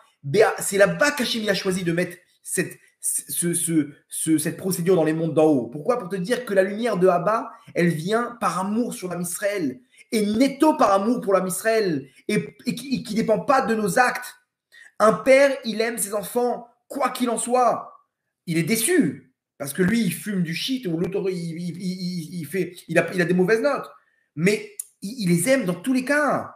Et malheur à celui qui touche à ses enfants. Et celui qui touche à ses enfants, le mec, il perd le contrôle. Il vient comme ça devant tout le monde. Il y a un enfant, il frappe son fils, il peut l'étrangler. Il perd le contrôle, mais ne touche pas à un enfant. Non, je vais l'égorger. Mais calme-toi. Non, je ne peux pas, il a frappé mon fils. Vous comprenez? Pour Hachem, c'est pareil. On frappe ses enfants. Alors, pourquoi il était où le 7 octobre? C'est normal. Le 7 octobre, on était nous, on était où le 7 octobre? Nous, on était où avant le 7 octobre où là-bas, on ne considérait pas Hachem comme notre père? Vous comprenez? Donc là arrive Purim, et c'est le moment de faire descendre cette lumière sur nous. Ok? Cette lumière, c'est Eharat Mordechai, comme je vous ai dit. Et maintenant, je vais vous expliquer. Prenez des notes. Et je vous en supplie, faites ce que je vais vous dire maintenant, parce que c'est prendre cette lumière et la mettre dans votre cœur. Ok? Ça, comment le faire? Donc, je vais vous expliquer le dernier cours avec la Eharat Mordechai, là-bas, par rapport au mitzvot de Tzedaka. Mais il y a un deuxième dossier qui est la Megillat Esther. Megillat Esther, comme son nom l'indique, elle vient dévoiler le Esther. Rappelez-vous, le Esther, ce qui est voilé, Esther, la stire, c'est caché, c'est lorsque nous-mêmes, lorsqu'il y a une grande abondance qui descend sur l'âme Israël et que nous-mêmes, on est face à comment dire, on n'a pas cette, nous-mêmes, on a apporté ce voilement d'Hachem parce qu'on n'a pas confiance en Hachem. Ok? Donc, Hachem, il a voilé sa face. Mais c'est un mal pour un bien parce qu'il y a une grande abondance qui arrive derrière. Quand on écoute la Megillah, on dévoile le cachet. Mégalé est à Esther. Megillat Esther, on dévoile le cachet. Et donc, on change de position, de statut, et on passe de cette relation de roi et serviteur à Eharat Mordechai Abba. Ok? Ça se fait au moment de la Megillat Esther. C'est pour ça que Megillat Esther, tendez bien l'oreille, il faut écouter tous les mots. Il y a beaucoup, malheureusement, de décisionnaires qui disent que si on a manqué un mot, on n'a pas été acquitté de la Megillat Esther. Vous vous rendez compte? C'est-à-dire qu'on n'a pas reçu cette lumière. Donc, pas un bruit. Pas un bruit. OK? On n'a pas le droit de parler. Si on parle, on a interrompu la Megillah, on n'a pas été acquitté. Vous vous rendez compte? Regardez ce qui se passe aujourd'hui, c'est le western. Ils sont avec leurs pistolets, les mecs à pétard. J'ai pas entendu le Haman, là. Et les mecs, ils parlent. S'il vous plaît, un peu de silence. Mais tais-toi. Tu t'as mis en l'air ta Megillah maintenant. Même si c'est pour le bien. Rien, pas un bruit. Tu viens, tu tapes sur la table. Tu tapes sur la table. Pas un bruit. Tu dois tout écouter. Même si tu n'as pas écouté un mot, tu peux toi-même rattraper avec tes mots en faisant entendre à ton oreille. OK? Pas faire sa voix basse de façon à faire entendre à son oreille. Tu récupères, mais faire ça vite pour récupérer le Khazan et après tu écoutes ce qu'il dit le Khazan. Si tu peux faire ça sur une vraie Megillah, encore mieux. OK? Et tu écoutes toutes les brachot, tu penses à t'acquitter, tu écoutes tout. Je vous conseillerais, faites-le cette année au moins, d'aller prier au Netz. La première Megillah, d'être les premiers à bénéficier de cette lumière-là. Au Netz, mesdames, pareil, si vous avez la possibilité et que vous n'avez pas des enfants à votre charge à ce moment-là, au Netz, ça veut dire c'est à peu près à 6h et quelques, 6h20 je crois. Le début de la Tfila, c'est vers 5h, on va dire comme ça, 5h du matin en Israël. En France, c'est très simple. Au Hachem, je crois que c'est vers 7h du matin, mais à 5h du matin, vous arrivez avec une prière le feu et vous demandez à Hachem là-bas, Hachem, donne-nous cette lumière de Purim, de Mordechai. Donne-la nous, qu'elle rentre pour nous et pour toute notre famille. Vous écoutez la Megillah, là, votre Neshama, elle a pris une lumière de fou. Maintenant, c'est pas terminé. Selon les secrets de la Torah, selon le Harizal, et ça, malheureusement, personne ne le fait. Cette lumière, elle est descendue, elle est en nous. Cette lumière, si on ne la met pas dans son réceptacle, elle va s'estomper tout au long de la journée. Vous entendez ce que je dis? Cette lumière-là, elle est là, mais elle n'est pas encore en nous. Elle est là temporairement. Quand est-ce qu'elle rentre en nous? Lorsqu'on met cette lumière dans le réceptacle, dans le kéli. Quel est le kéli de cette lumière?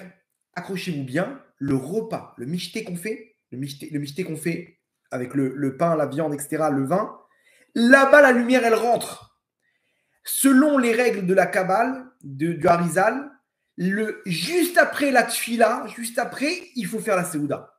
Ça veut dire, imaginez-vous, quelqu'un qui a fait la prière au Netz, à 7h du matin, il doit se mettre à table avec un petit morceau de viande, du pain. Il prend un kazaïd de pain, un morceau de viande, il a rentré la lumière en lui, 100% de la lumière en lui. D'abord, il donne la tzedaka là-bas. Avant la Seouda, il donne la tzedaka de Matanot Laïonim. Et après, il se met à manger. Et dans beaucoup de synagogues, ils font ce minag où ils font un petit repas. Après, t'inquiète pas, à 3h de l'après-midi, tu as un repas avec ta communauté. Tu le refais, c'est pas grave. Tu refais un repas, mais toi, tu as déjà mis cette lumière en toi. Vous comprenez là où est-ce que le Yitzhara il attaque? Personne n'est au courant de ce que je vous dis maintenant. Ça, c'est un chidouche du Harizal. Les connaisseurs, juste après qu'ils ont écouté la Megillah. Alors attention, même si vous l'avez écouté à 10h du matin, la Megillah, tout de suite après, vous faites un petit repas. Un petit repas, tu prends, c'est ton petit déjeuner. Ton petit déjeuner, bon, si tu peux prendre de la viande, c'est encore mieux. Mais même si tu peux pas, tu prends un petit truc, un peu de. Je sais pas, un petit repas sympathique, tu veux du fromage, avec du pain, et tu as rentré cette lumière en toi, tu as gagné. Tu as tout gagné, tu as rentré 100% de la lumière.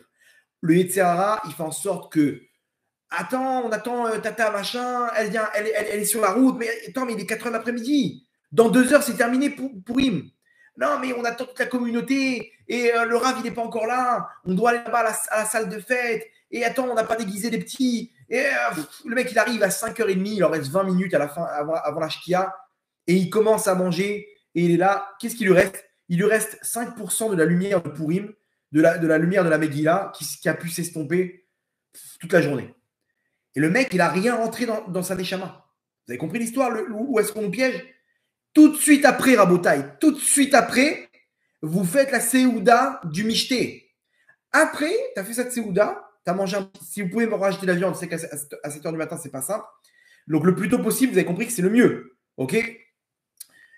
On le fait, on a cette lumière, on la met dans le Kéli, après, tu fais ta vie. Après, tu vas faire le tour de la terre, donner tes Mishloach Manot. Tu en as déjà donné un, avant la Souda et tu as déjà donné ta tzedaka de Matanot Laïvionim. Après, tu veux rajouter dans les mitzvot de Matanot Laïvionim, rajouter, distribuer à celui que tu veux, donner des Mishloach Manot à toute la terre.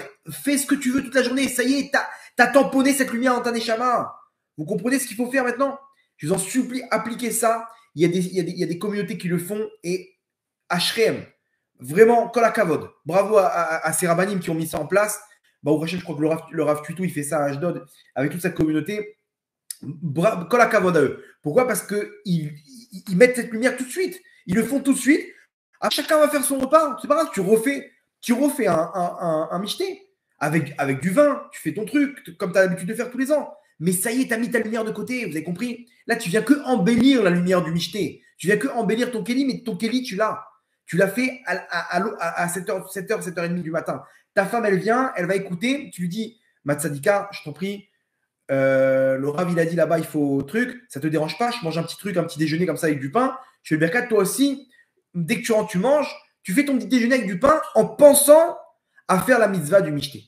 Vous avez compris? Si on fait ça, on a tout gagné. Ça, c'est vraiment, prenez ça avec vous, diffusez ça autour de vous, parce que ça peut changer votre année.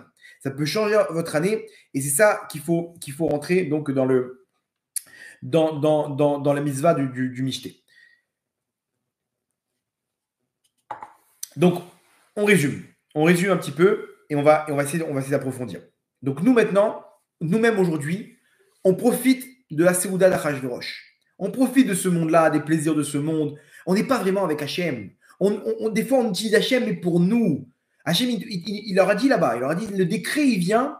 Quand est-ce que toutes vos fautes, elles prennent une dimension, elles prennent une, comment dire, une existence, quoi. Elles prennent j'ai le mot en hébreu, tokef.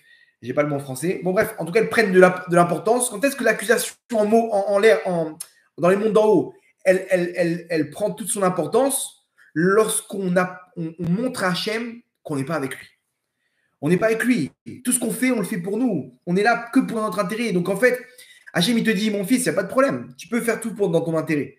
Mais c'est dommage parce que c'est là que tes fautes, elles accusent. Et alors, comment je fais? Si tu fais ça pour moi et que tu crées cette relation de papa, de fils et envers son père, à ce moment-là, eh ben, il n'y a plus d'accusation. Parce que ce que tu es tombé parce que tu es tombé. Tu n'es pas tombé parce que tu cherches à t'enfuir. Tu cherches ton intérêt. Donc, tu profites de ce monde-là pour toi. Tu as le droit de profiter de ce monde-là. Tu as le droit de tomber. Mais si jamais tu sais que je suis ton papa, alors je t'annule toutes tes fautes. Par contre, si jamais tu tombes, il n'y a pas de problème, les fautes, elles sont en suspens. Mais après, comment on voit, de quelle manière tu profites de ce monde-là et que tu as confiance dans ce qui se passe dans ce monde-là, alors ça vient donner une autre valeur à tes fautes. Ça vient montrer combien tu es là pour les autres, tu es là pour toi-même.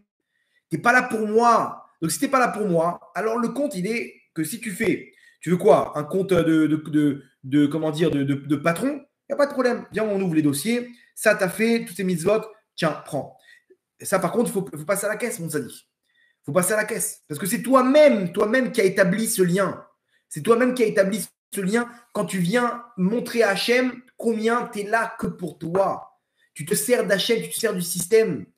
Et comment on voit ça?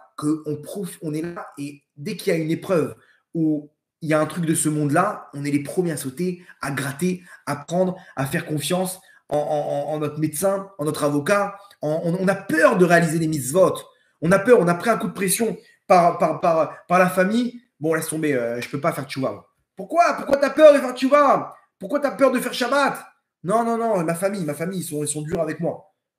Mais quoi, tu as plus peur d'eux que d'Hachem? Tu as plus confiance que quoi? Tu vas travailler Shabbat, tu crois que c'est ton patron qui va te donner ta subsistance? Tu crois quoi? Parce que tu vas comment dire? Tu vas t'habiller de sa noix, tu vas pas trouver ton mari? C'est quoi? Tu as plus confiance là-bas? Ok, donc tu établis un lien de cause à effet. Et c'est là que c'est dangereux. Parce que c'est là que toutes les fautes qu'on a, on passe à la caisse. Par contre, si tu as confiance que en Hachem, tu viens dire Hachem, t'es mon papa, il n'y a pas de problème. Là où tu m'amènes, je te fais confiance. Akol et Tova, je suis avec toi, Hachem. Je suis avec toi, je suis dans les bras de mon papa. Très bien. Donc là, Hachem, toutes tes fautes, il te les efface, il te les met de côté. Pourquoi? Parce que tu tombais pas contre moi. Tu tombais parce que c'était plus fort que toi. Donc, il n'y a pas de problème. Vous avez compris? À partir du moment où on lèche les bottes du monde autour de nous et qu'on n'a pas confiance en Hachem, c'est là malheureusement qu'on établit cette relation de cause à effet. Quand on a confiance en Hachem, on passe en mode Abba, en mode papa. Ça, c'est la lumière de Mordechai. C'est ça ce qu'on peut faire à Purim. OK? Et donc, pareil pour nous, Rabotai. Là, on est face à un dilemme. Est-ce qu'on va continuer à dire vive les États-Unis, ok, ou dire stop, venons, on est tout seul. On doit dépendre que d'Hachem. Ils veulent nous aider, tant mieux, sinon on va jusqu'au bout. Il faut avoir ce discours à Bota, il faut aller jusqu'au bout et ne calculer personne. Et c'est là qu'on aura Hachem avec nous. C'est là que le Ham Israël, il va prendre toute sa grandeur et c'est là que va se dévoiler le Mashiach. Comprenez que le Mashiach, il vient d'en bas. Le Mashiach, il viendra quand on aura cette confiance en Hachem, quand on sera en mode En lanu al mi leishaen. Et là, la vie nous chez Bachamaïm, on peut se reposer que sur notre Père qui est dans les cieux. Sinon, si on se repose sur les peuples du monde et à leur tête les États-Unis, ben à ce moment-là, Hachem, il voile sa face. Et là, on passe au compte. Et on va voir ce que si vous voulez que j'intervienne, vous priez pour que j'intervienne à Gaza, vous priez pour que j'intervienne au Liban, venons voir si vous méritez. Ah, malheureusement, il manque des mérites. Il manque des mérites. Par contre, là, malheureusement, il y a des soldats qui doivent tomber. Pourquoi? Parce que regardez toutes les fautes qu'il y a. Regardez le nombre de personnes qui ne font pas Shabbat. Regardez les Gay Pride à Tel Aviv. Regardez tous ces trucs-là. Vous comprenez l'histoire? Vous comprenez ce qui nous arrive aujourd'hui? Donc, c'est entre nos mains. Ça doit venir de chez nous. Ça doit venir d'en bas à Botaï. Il ne faut pas attendre que ça vienne de nos dirigeants parce qu'on est entre de mauvaises mains, malheureusement. Ça vient d'en bas. On doit dire Hachem, on te veut que toi. C'est ça qu'on doit faire descendre comme lumière à Purim, Rabotai. Et ne dépendre de personne. Arrêtez de croire qu'il y a quelqu'un qui nous aide dans ce monde-là. Et si on fait ça, bien entendu, on va passer pour comment dire, on aura tout le monde contre nous. Et Rafa, c'est le test. Rafa, c'est ce qu'on va aller jusqu'au bout et Enam Levadod Ishkon ou Bagoim Loitracha, on ne va pas calculer les peuples du monde. Il faut aller jusqu'au bout, Rabotai. C'est là-bas que ça se passe. Si on le fait, là, on change tout. On change complètement la tendance parce qu'on passe en Abba. Il y avait une fois, c'est paradoxal, hein, c'est quand on va se mettre à dos tout le monde qu'on va réussir. Pourquoi? Parce qu'on va se connecter avec Hachem et là, on va recevoir cette lumière. Une fois, il y avait aux États-Unis, il y avait un juif religieux, pratiquant, qui était associé dans les affaires avec un non-juif. Et ils ont cartonné, ils ont réussi. Et bon, il a quitté ce monde-là. Son fils, qui n'était pas du tout pratiquant, il a repris la suite. Il a repris donc les affaires de son père. Et là, d'un coup, il se fait martyriser, il se fait maltraiter par son associé Goy, l'associé de son père.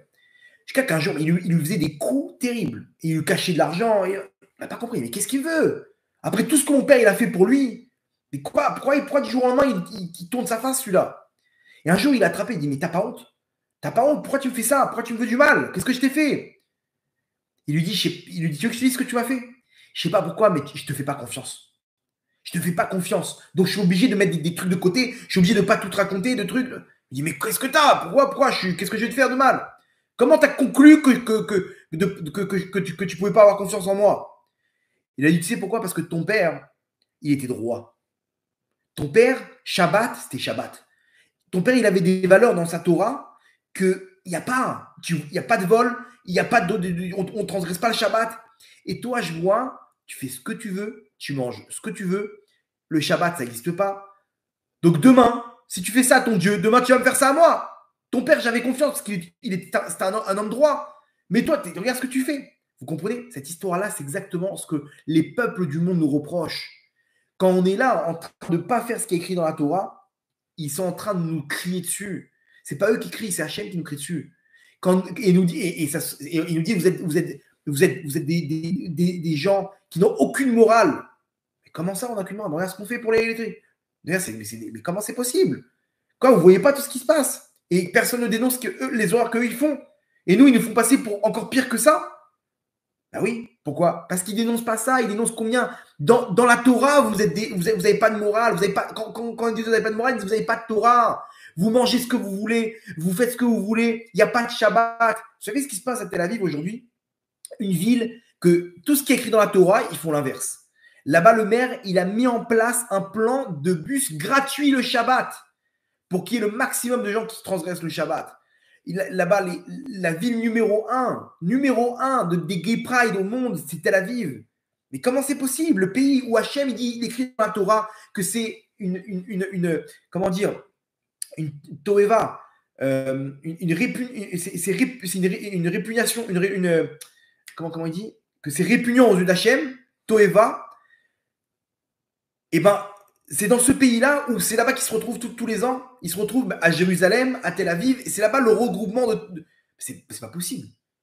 C'est pas possible. Comment on peut, bien entendu, tout ce qui se passe avec la drogue, avec les prostituées, ils ont amené les Russes là-bas, ils ont fait un massacre. Un massacre. Et on sait ce qui se passe aujourd'hui, il n'y a plus de règles. Dans les écoles, on enlève toute tradition juive. Comment c'est possible? Comment dans le pays d'Hachem on peut faire ça? Comment on peut faire ça dans le pays d'Hachem? Vous comprenez l'histoire? Donc là, maintenant, les peuples du monde, quand ils disent vous n'avez aucune morale, vous faites ce que vous voulez, ils parlent de ce qu'on fait quand on transgresse la Torah, malheureusement. Abomination, Razak. Et donc, ils nous disent ça à travers ce qui se passe dans la guerre. Mais là-bas, justement, là-bas, on est clean. Voilà, le tribunal de l'Haye, ils n'ont pas réussi à nous condamner. Pourquoi? Parce qu'on leur a montré les preuves, que vous voyez qu'on n'y est pour rien.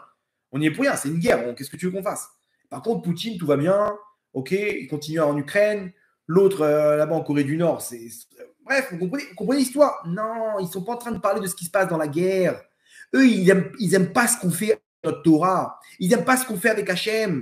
Vous avez compris l'histoire? C'est paradoxal. Mais lorsqu'on sera droit avec Hachem, là, quand on va donner toute cette dimension à ce qu'on fait vraiment à Gaza, comme morale, que nos soldats, ils ont Baruch Hashem. Vous comprenez? Donc là, c'est pas illogique. C'est qu'ils sont en train de nous dire combien on est des gens qui n'ont aucune morale vis-à-vis d'Hachem. Vis-à-vis d'Hachem, on fait ce qu'on veut, on mange ce qu'on veut. On n'a aucune règle. Donc, ils te le disent là-bas dans la guerre. Vous avez compris? Ils voient ça, ce qui se passe, et c'est ça ce qu'ils nous reprochent. Demain, quand on sera droit avec Hachem, quand on voudra être, on va rétablir. Alors, on peut tomber. On a du mal, Hachem, on a du mal. Il n'y a pas de problème. En fait, tu vas avancer. Là, à ce moment-là, ou Bagoim Loitrachav, à ce moment-là, on va prendre toute la force. À ce moment-là, Hachem, il va libérer son peuple. Vous avez compris? Donc, ça commence dans notre Emouna, en remettant déjà le contact avec Hachem, et surtout à Purim. Il y a marqué Vatilbash Esther Malchut. Vatilbash Esther Malchut. Esther, elle s'est, juste avant d'aller parler à Achashverosh, ok, dans l'histoire là-bas, elle devait renverser le décret. Ils ont prié, ils ont fait ce qu'il faut. Et là, il faut aller parler à Achashverosh. Elle n'a aucun plan en tête. Elle va tenter le coup, parler et dire à Achashverosh de la sauver. Achashverosh ne sait pas qu'elle est juive. Donc, elle va tenter le coup. Elle va et elle est dans le couloir là-bas qui mène jusqu'au palais du roi. Celui qui n'a pas été invité au palais du roi, okay, parce que là, vous comprenez qu'il faisait toutes les horreurs de la terre avec ses conseillers, avec les femmes et tout. Donc, tu ne peux pas rentrer à l'improviste comme ça.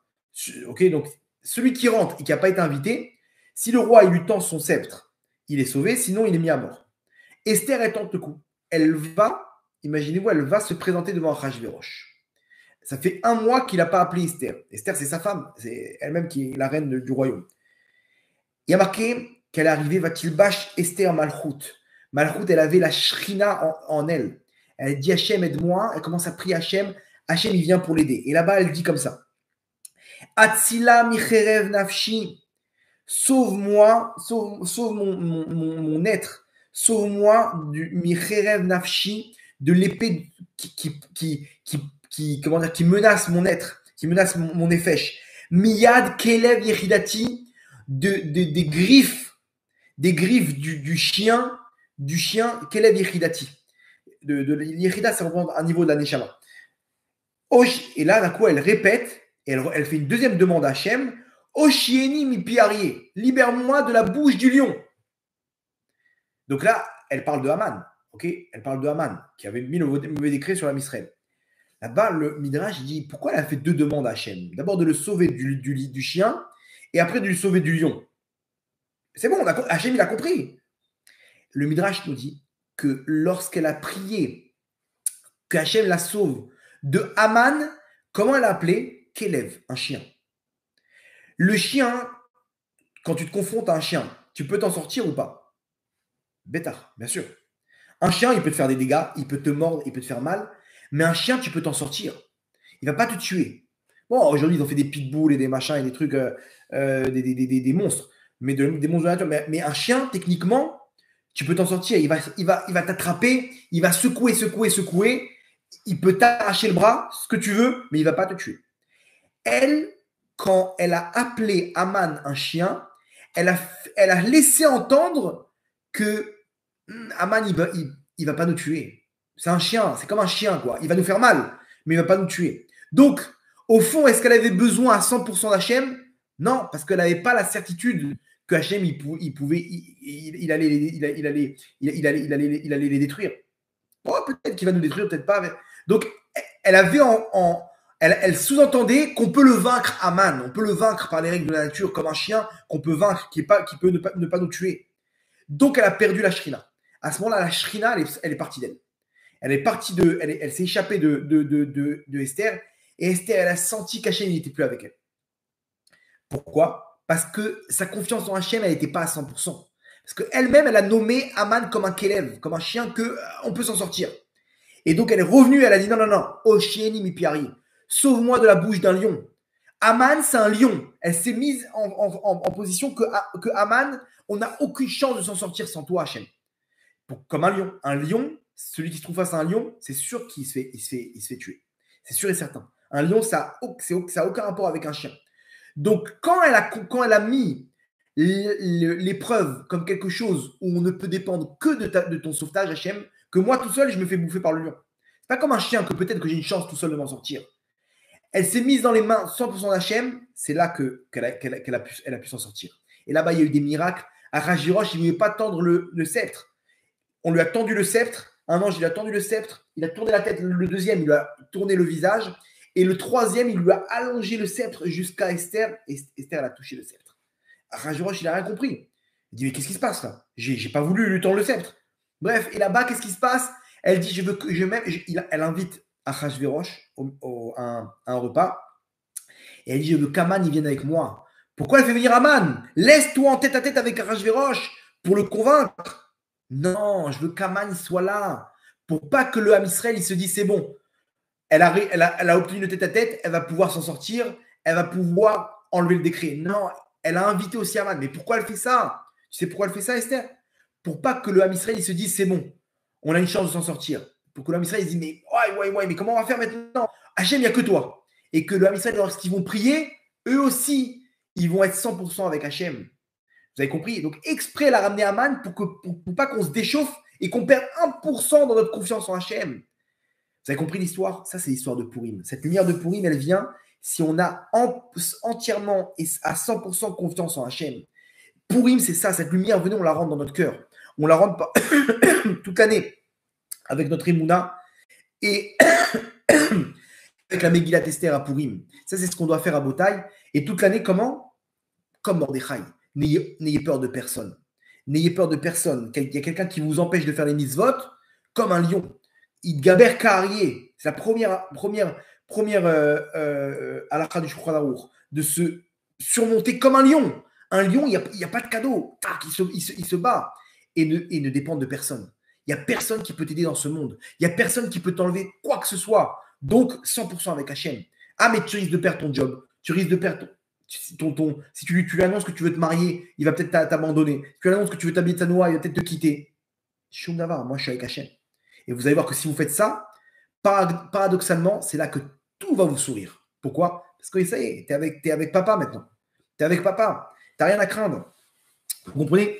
Donc nous, on a l'impression que quand on va réaliser les mitzvot et on va quitter notre petite Goya ou notre petit Goy ou notre Parnassa là-bas le Shabbat ou qu'on va s'habiller comme ça ou on est face à des dilemmes des fois. De qui t'as peur? De qui t'as peur? T'as plus peur d'eux que d'Hachem? Fais rentrer Hachem maintenant. Et confiance 100% en lui parce que tu fais descendre cette lumière de Abba sur toi. Et c'est là que tout va se transformer. Vena Fochou, tout va s'inverser, toutes les tendances. Ça, c'est la lumière de Purim qu'on peut amener dans notre cœur. La Erat Mordechai qu'on peut emporter avec nous à Purim pour toute l'année Bezrat Hachem et pour tout le Ham Israël. Comment on fait? Pareil, Rabotai, il n'y a que Hachem. Pour le Ham Israël, on ne dépend de personne d'autre. Personne d'autre. Si on commence à dépendre des États-Unis, de Biden, alors on est en danger. Il n'y a personne au monde qui peut nous aider. C'est ça ce qu'on doit demander à Hachem. Chaque chose que vous demandez, avant de le demander, enlevez le chien. Enlevez l'épreuve comme un chien. Faites gonfler l'épreuve de façon à ce qu'il n'y a personne qui peut vous sauver. Et là, quand vous demandez ça en tant que Hachem Oshéni Mipiari. Sauve-moi de la bouche du lion. Ah, il n'y a que moi qui peux t'aider, mon tzaddik. Il n'y a que toi. Ah bah, il n'y a que toi. J'arrive. Et quand Hachem y vient, c'est terminé. Rabotai, maintenant, on peut transformer tout ça à Purim. Ce Purim, il ne sera pas le même que les autres. Ce Purim, c'est le dernier avant la Géoula. On ne sait pas ce qui peut se passer, on ne sait pas les prochains ennemis. Mais si vous avez bien compris ce cours-là, vous devez avoir peur de personne. Parce que tous les ministres aujourd'hui, ils disent tous qu'on est face à une impasse. On est face à une impasse et ils savent très bien qu'il n'y a rien à faire. Les ennemis d'Israël, ils sont beaucoup plus forts en nombre, en moyens, en armement. C'est terminé, Rabotai. C'est terminé. Si vous commencez à dire non, mais attends, Gvodarav, on a la bombe nucléaire, on a le laser là-bas du truc, on a des F-35 qui peuvent. Si vous savez ce qu'on a, Gvodarav, je trouve que vous n'êtes pas au courant. Hein, vous n'êtes pas au courant, on devrait avoir les informations. Bon, ça dit que ce discours-là, il te met en l'air. C'est toi que tu n'as rien compris. Il te met en l'air. Là, tu es en train de dire qu'on est face à un chien. Donc, face à un chien, on peut très bien bombarder en Iran. On est face à un lion. On ne peut pas s'en sortir. Il n'y a que Hachem. En la noal melishen et la venu Shamaim. Si on commence à dépendre de tous ces gens-là, on est en danger. On est face à un lion. Quand tu es face à ton épreuve, quoi, tu n'arrives pas à avoir des enfants, Matsadika? Tu n'arrives pas à te marier? Tu n'arrives pas dans ton Shalom Baït? Alors, avant de prier Hachem, dis Hachem, personne au monde ne peut m'aider. Je baisse la tête. J'arrête toute intervention de n'importe quoi parce que je continue. Je continue d'aller voir les médecins, etc. Mais il n'y a personne qui va me dire que si ça va marcher ou pas. Il n'y a que toi, Hachem. Je dépends que de toi. Vous avez compris? Ça, c'est la lumière de Purim, la lumière de la Emouna. Et c'est comme ça qu'Hachem il intervient. Abba Sheba Shamayim, n'ayez peur de personne. Il faut bien comprendre que on a Akadosh Baruch Hu qui est derrière nous, qui est notre papa et qui est le roi des rois. Si on a cette pensée qui nous accompagne, alors on est une nouvelle personne. Cette lumière, elle commence à Purim. On peut la faire intervenir toute l'année à Botaï. Et c'est ce qu'on va faire des Hachem pour nous et pour tout le Ham Israël.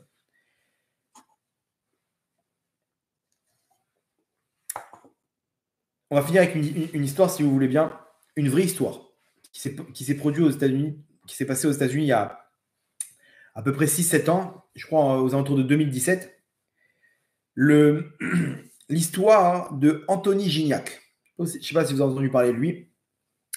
Anthony Gignac, c'était un enfant qui a grandi, il était orphelin dans les rues de Bogota, en Colombie, et il s'est fait adopter par un couple américain. Lui et son frère, ils se sont fait adopter. Ils étaient 2 ans dans la rue, là-bas en Colombie. Ils se sont fait adopter par un couple américain. Ils ont craqué sur les 2 frères, ils les ont adoptés.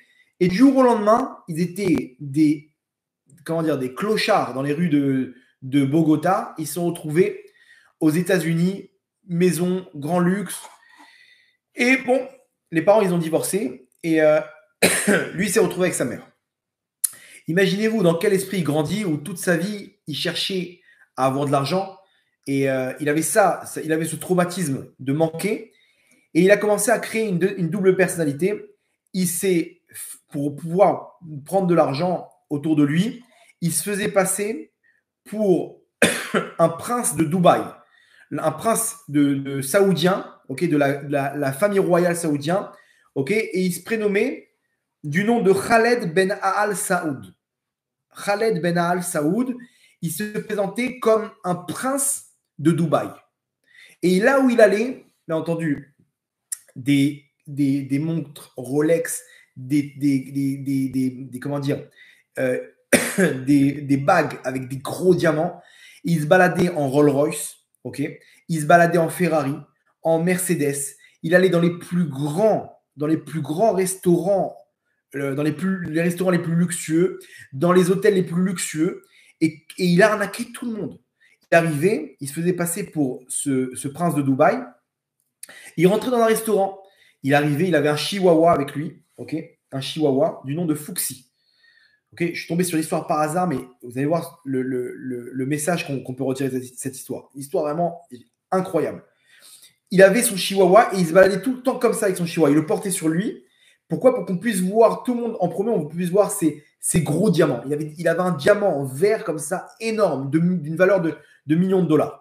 Et il se baladait, il rentrait, bien entendu, avec sa montre Rolex, avec comment dire, des bracelets en Cartier et des trucs, des valeurs terribles. Des fois, il se baladait avec, il avait son chien dans un sac Louis Vuitton d'une valeur de 3000 dollars, des trucs énormes. Et il se baladait, il sortait de sa limousine devant le restaurant et il rentrait, il s'asseyait avec des amis et il se posait, il rigolait, les gens ils voyaient tout ça. Et à la fin, il appelait le chef cuisinier et il lui disait, écoute, j'ai rarement mangé un aussi bon repas. J'aimerais bien t'inviter à Dubaï, dans un de mes hôtels, ok? Je me présente, je suis Khaled Ben Al Saoud, un des princes de la famille royale, ok? J'aimerais bien t'inviter, ok? Tu nous fais un bon repas là-bas, bien entendu, sous mes frais, ok? Dans mon jet privé, et tu nous fais une cuisine, bien entendu, payer, ton tarif sera le mien, ok? Et vraiment, je voulais te féliciter. Bien entendu, vous mettrez ça sous la note de la famille royale parce qu'on reviendra souvent. Ok, on reviendra souvent. Donc, mettez ça sous la note de la famille royale et donne-moi tes coordonnées. Comme ça, on te contactera. On a beaucoup. Cette note-là, elle va être très longue. Cette note-là, elle sera très longue. Donc, on aura beaucoup de choses en commun, toi et moi. Tout de suite, il disait au patron du truc, notez-lui le truc. Et il mangeait gratuitement. Il faisait pareil dans les hôtels. Il rencontrait des gens, il leur disait, je vais vous amener à Dubaï. Bien entendu, moi j'aime bien les petits cadeaux. Et donc, si vous pouvez. Et les mecs qu'il invitait, il lui payait le repas. Il lui payait la chambre d'hôtel. C'était des riches qui rencontraient. Il rencontrait des gens qui avaient comment dire, qui avaient un gros portefeuille. Et comme ça, il mangeait gratuitement. Il louait des Rolls Royce gratuitement. Il arrivait là-bas, il leur disait dans la comment dire, dans la société de location de voitures, il leur disait qu'il était.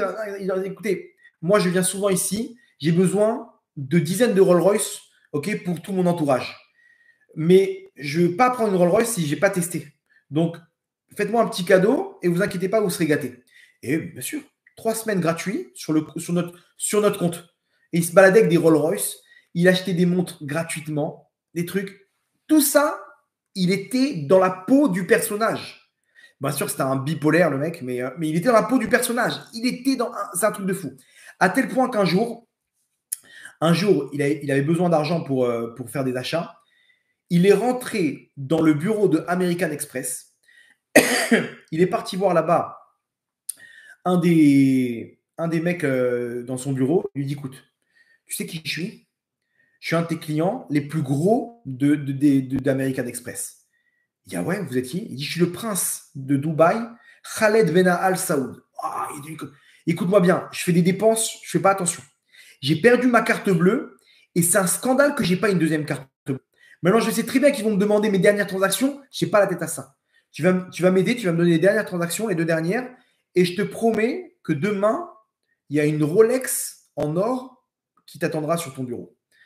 D'accord? Le mec, il a plongé. Il lui dit, ouais, bien sûr, et tout. Il est parti voir un autre copain. Il dit, ouais, c'est pas moi, j'ai aussi l'autre truc. Il dit, ok, lui, il aura aussi une Rolex. Il lui a dit, voilà, ils ont dit 2 dernières transactions, une en Californie, tel magasin, et une en France, tel magasin. Il sort du comptoir, il arrive là-bas devant tout le monde et il commence à faire une scène. Il dit, comment c'est possible que j'ai pas une deuxième carte bleue? J'ai perdu ma carte bleue. Comment je fais sans mon argent? Si vous me donnez pas tout de suite une carte bleue. Ils l'ont calmé. Il dit, mais votre Altesse, on est bien sûr. Juste, vous connaissez les règles, donnez-nous les 2 dernières transactions. Il dit, mais quoi, vous me soupçonnez? Je vais vous dire, un magasin en Californie, un magasin en France. Bien sûr, le lendemain, écoutez bien, il a reçu une carte bleue American Express de son nom de Khaled Ben Al Saoud avec un découvert jusqu'à 200 millions de dollars. Imaginez-vous ce qu'il a fait. Bien entendu, il faisait des petits allers-retours en prison de temps en temps. Et la cerise sur le gâteau, c'est qu'il a attrapé un mec où il lui a dit, écoute, moi je vais investir maintenant aux États-Unis. Il lui a fait un faux papier comme quoi de la banque, comme quoi il avait 600 millions de dollars sur son compte prêt à investir.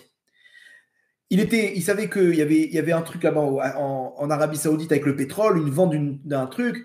Il dit, voilà, moi, on a vendu ce truc-là pour investir aux États-Unis. Je veux que tu m'aides à monter une boîte d'investissement, un fonds d'investissement ou il y en a d'autres qui vont participer avec moi pour investir. Le mec, il a monté une entreprise. Lui, bien entendu, tu auras des gros bonus. Et en fait, celui qui a monté l'entreprise, un certain Williamson, lui-même, il était connu du monde des investisseurs. Donc, lui-même, il parlait au nom du faux prince saoudien, du faux prince de Dubaï. Lui-même, il parlait en son nom. Et donc, il n'avait pas besoin de mentir. Il disait, voilà, j'ai ça. Il leur a montré les papiers. Les mecs, le jour même, ils ont entendu qu'il y avait un investissement d'un prince saoudien aux États-Unis. Chacun, il voulait des pourcentages. Donc, ils ont tous mis leur argent. Il s'est retrouvé avec 70 millions de dollars sur le fonds d'investissement. Il a payé le mec qui a monté le fonds d'investissement, ce certain Williamson, et il a commencé à acheter des appartements, des limousines, des Ferrari. Il s'est retrouvé à dépenser tout l'argent qui ne lui appartenait pas. C'était l'argent qu'ils ont fait confiance pour investir. Il a commencé à sortir des trucs. Il a voulu acheter un hôtel d'une valeur de 400 millions de dollars, un hôtel là-bas à Miami. Et en fait, il était là et il disait aux gens, donnez-moi des cadeaux. Je suis prêt à investir. Je suis prêt à prendre 400 millions de dollars. C'était bien plus de la valeur de l'hôtel. Et il a fait une erreur fatale. C'est qu'il s'est retrouvé en dîner avec le propriétaire de l'hôtel qui voulait racheter. Okay, donc imaginez où les gens, ils investissent, ils lui donnent de l'argent, ils lui dépensent l'argent. Tranquille. Et il s'est retrouvé là-bas en dîner avec le propriétaire du truc. Et là-bas, il parlait affaires pour acheter l'hôtel. Il a fait une erreur fatale. C'est que là-bas, quand ils ont dit qu'est-ce que vous voulez manger, il y avait plusieurs plats. Il a commandé du porc, du cochon. Non, mais c'est bizarre. Le mec, c'est un musulman. Les musulmans, ils ne mangent pas du porc. Il a commencé à manger. Il s'est fait griller. En fait, mais d'où il mange du porc, celui-là? C'est pas un musulman. Et ils ont commencé à faire une enquête. Il avait avec lui des gardes du corps qui l'accompagnaient. Ils ont dit, écoutez, il y a des mecs du FBI qui posent des questions sur vous. Il s'est levé, il leur a fait, mais vous savez quoi? Un scandale. Il a recommencé à leur faire des insultes en arabe. Comment vous pouvez me soupçonner? Mon honneur a été touché. J'annule tout. Non, ils étaient gênés. Imaginez-vous le rôle qu'il jouait ce type. Je pars. Ils ont essayé de le retenir. Vous me faites un cadeau. Ils lui ont offert, écoutez bien, un collier pour Fuxi, son chihuahua, de 150 000 dollars Cartier, serti en diamant. Ils lui ont offert pour son chien. Il était ultra content. Le patron, il s'est dit, bon, on arrête. Imaginez-vous, on ne peut pas enquêter sur un mec comme ça. Parce que sinon, si c'est un vrai saoudien, on a tout perdu. Le mec, c'est un pigeon. Il dépense des millions dans tous les sens. Jusqu'à qu'il y en a un là-bas, il a commencé à enquêter. Il a pris un inspecteur privé. Ils ont vu qu'il avait des antécédents en prison, qu'il prenait le nom d'un prince saoudien, etc. Ils sont remontés dans un truc et ils ont mis ça entre les mains du FBI. Un jour, il a fait le tour du monde avec l'investisseur. Il arrive à l'aéroport à New York. Le FBI l'attendait. Ils l'ont arrêté. Il a pris 18 ans et demi de prison. 18 ans et demi de prison. Bien entendu, il était là avec ses diamants, avec des trucs. Ils se sont rendus compte qu'il avait depuis le début, il avait des faux diamants. Ok, il se baladait avec son truc. Bref, une histoire de fou. Quand j'ai entendu cette histoire, alors, ils étaient tous choqués par la force qu'il avait. Sa force, c'est quoi? C'est qu'il arrivait à rentrer à 100% dans le rôle du prince saoudien. C'est-à-dire, même là-bas, quand ils l'ont arrêté, ils disaient, vous vous rendez pas compte, vous arrêtez un diplomate, ça va vous coûter très cher. Même les mecs du FBI, ils étaient hésitants. Même l'inspecteur là-bas qui lui posait des questions, il tremblait de peur. Il disait, mais attends, mais si c'est un vrai prince saoudien, on est mal. On est mal. Imaginez-vous la perte économique qu'il peut y avoir là. Donc, ils étaient là. Et si c'est vrai, il était fort. Au niveau du rôle qu'il avait, il était trop fort. Il rentrait dans la peau de ce personnage qui était le fils de la famille royale saoudienne, qui avait des biens dans toute l'Arabie saoudite. À Dubaï, c'était un prince. Et comme ça, il a réussi à faire tomber tout le monde dans le panneau. Alors, quel rapport avec nous? Bien entendu, ne trouvez pas des idées pour tous nos cousins qui sont dans le Forex. Cette histoire-là, ce n'est pas pour vous donner des idées d'arnaque, ok? Mais cette histoire-là, on doit la prendre pour nous. Si lui, il arrivait à rentrer dans la peau d'un personnage, que son père, c'était de la famille royale saoudienne, et que grâce à ça, il se baladait dans la rue et il arrivait à obtenir ce qu'il voulait parce qu'il était dans la peau du personnage. Donc nous, si on a bien compris le cours et la force qu'il y a à Purim, qu'on peut se connecter avec cette lumière de Abba Sheba Shamaim, Rabotai, que nous-mêmes, on doit rentrer dans la peau du personnage. T'es un Yehoudi, mon tzaddik. T'es une Yehoudia. T'es le fils d'Hachem. Imaginez-vous comment nous, on doit se balader dans la rue. Comment nous, on doit se balader avec Hachem en se disant « Hey, je suis le fils du roi des rois. Je suis le fils d'Hachem. C'est moi qu'Hachem il a choisi comme fils et comme premier-né de tous les peuples du monde. Oui, c'est toi, le Ham Israël. Toi qui fais partie du Ham Israël. Tu ne te rends pas compte de la chance que tu as. Mais nous, on n'a pas confiance en tout ça. On a un manque de confiance. On est tout le temps à dire « Ouais, mais tu crois qu'Hachem lui-même. » Arrêtez tout ça. Venez, on rentre dans la peau du personnage, nous aussi. Venez, on prend cette histoire-là comme tremplin pour nous de rentrer dans la peau du personnage. De dire, quand tu te balades dans la rue, n'oublie pas qui tu es. Tu es le fils du roi des rois. Abba Shema Shamaim, c'est ton père. Akadosh Baruch Hu, c'est ton père. Vous vous rendez compte de la force qu'on peut avoir si nous-mêmes on utilise cette histoire pour nous, de se dire, mais quand tu commences tes prières, tu commences avec toute cette confiance qu'Hachem il a pour toi, tout cet amour qu'Hachem il déverse pour toi, de Abba Sheba Shamaim. J'ai confiance en personne. Quand quelqu'un il te dit, madame, vous n'aurez jamais d'enfant. Le médecin il te dit ça, tu dois lui rigoler au nez. Tu lui dis, mais tu sais que c'est qui mon père? Lui, c'est ce qu'il leur disait là-bas. Il dit, mais vous savez c'est qui mon père? Vous vous rendez compte de c'est qui ma famille? C'est la famille royale à Dubaï. Mais vous savez, ça veut dire quoi? Les mecs, tout de suite. Mais non, nous pareil. Quand il y a quelqu'un qui te fait croire que tu n'as aucune chance, mort des Khayat à Yehudi. Yehudi, c'est quelqu'un qui est contre tout le monde. Contre tout le monde. Il a cette gava Yehoudite qui est là et qui dit, mais vous savez, c'est qui mon père? Personne ne pourra décréter quoi que ce soit si mon père n'est pas d'accord. Mon père, c'est le roi des rois. Comme ça, on doit rentrer dans la peau du personnage. On doit être des bipolaires, ok, mais avec Hachem. D'un coup, tu rentres. Pour qui il se prend celui-là? Je suis un prince. Je suis un prince. Ça, on doit l'utiliser contre tout ce qui nous empêche de croire en Hachem. Tous ceux qui nous disent, mais Hachem, il ne va pas nous sauver. Tous ceux qui nous disent, mais quoi, tu crois que Hachem, il va t'habiter à Parnassa? Si tu fais Shabbat, tu crois que si tu t'habites à Noix, tu vas trouver. Mais qu'est-ce que tu veux? Bien sûr, on ne doit pas prendre cette histoire pour se la péter et commencer à dire à tout le monde, oh, je suis, pousse-toi là, c'est moi mon père, c'est qui mon père? Non, on doit prendre ça avec Anava, de comprendre combien Hachem il nous protège. Et à ce moment-là, tu es un diplomate spirituel.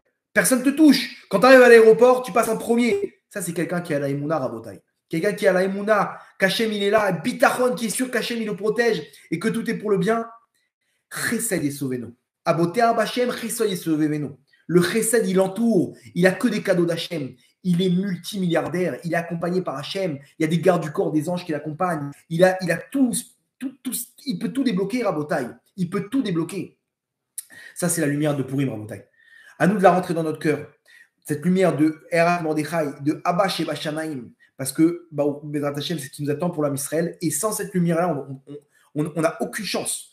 On n'a aucune chance. Donc, c'est le moment, Rabotai, on peut réussir face au prochain défi et d'être protégé par personne au monde à part Hashem, Rabotai. C'est ça ce qu'on doit rentrer dans notre cœur. Il n'y a que lui et que lui, Bezrat Hashem. Ok. Donc, Yiratson, Kakadosh Baruch Hu, il décrète sur nous, Bezrat Hashem, une fête de Purim, plein de lumière, que ça rentre dans notre cœur et qu'on puisse débloquer cette émouna pure qu'Hachem il attend à la fin des temps, qu'on puisse faire de lui un roi sur nous, mais avant tout, Avinu Sheba Shamaim, notre Père qui est dans les cieux, pour la Géoula, Berachamim, Dolim, Baruch Adonai Leolam, Amen, Amen.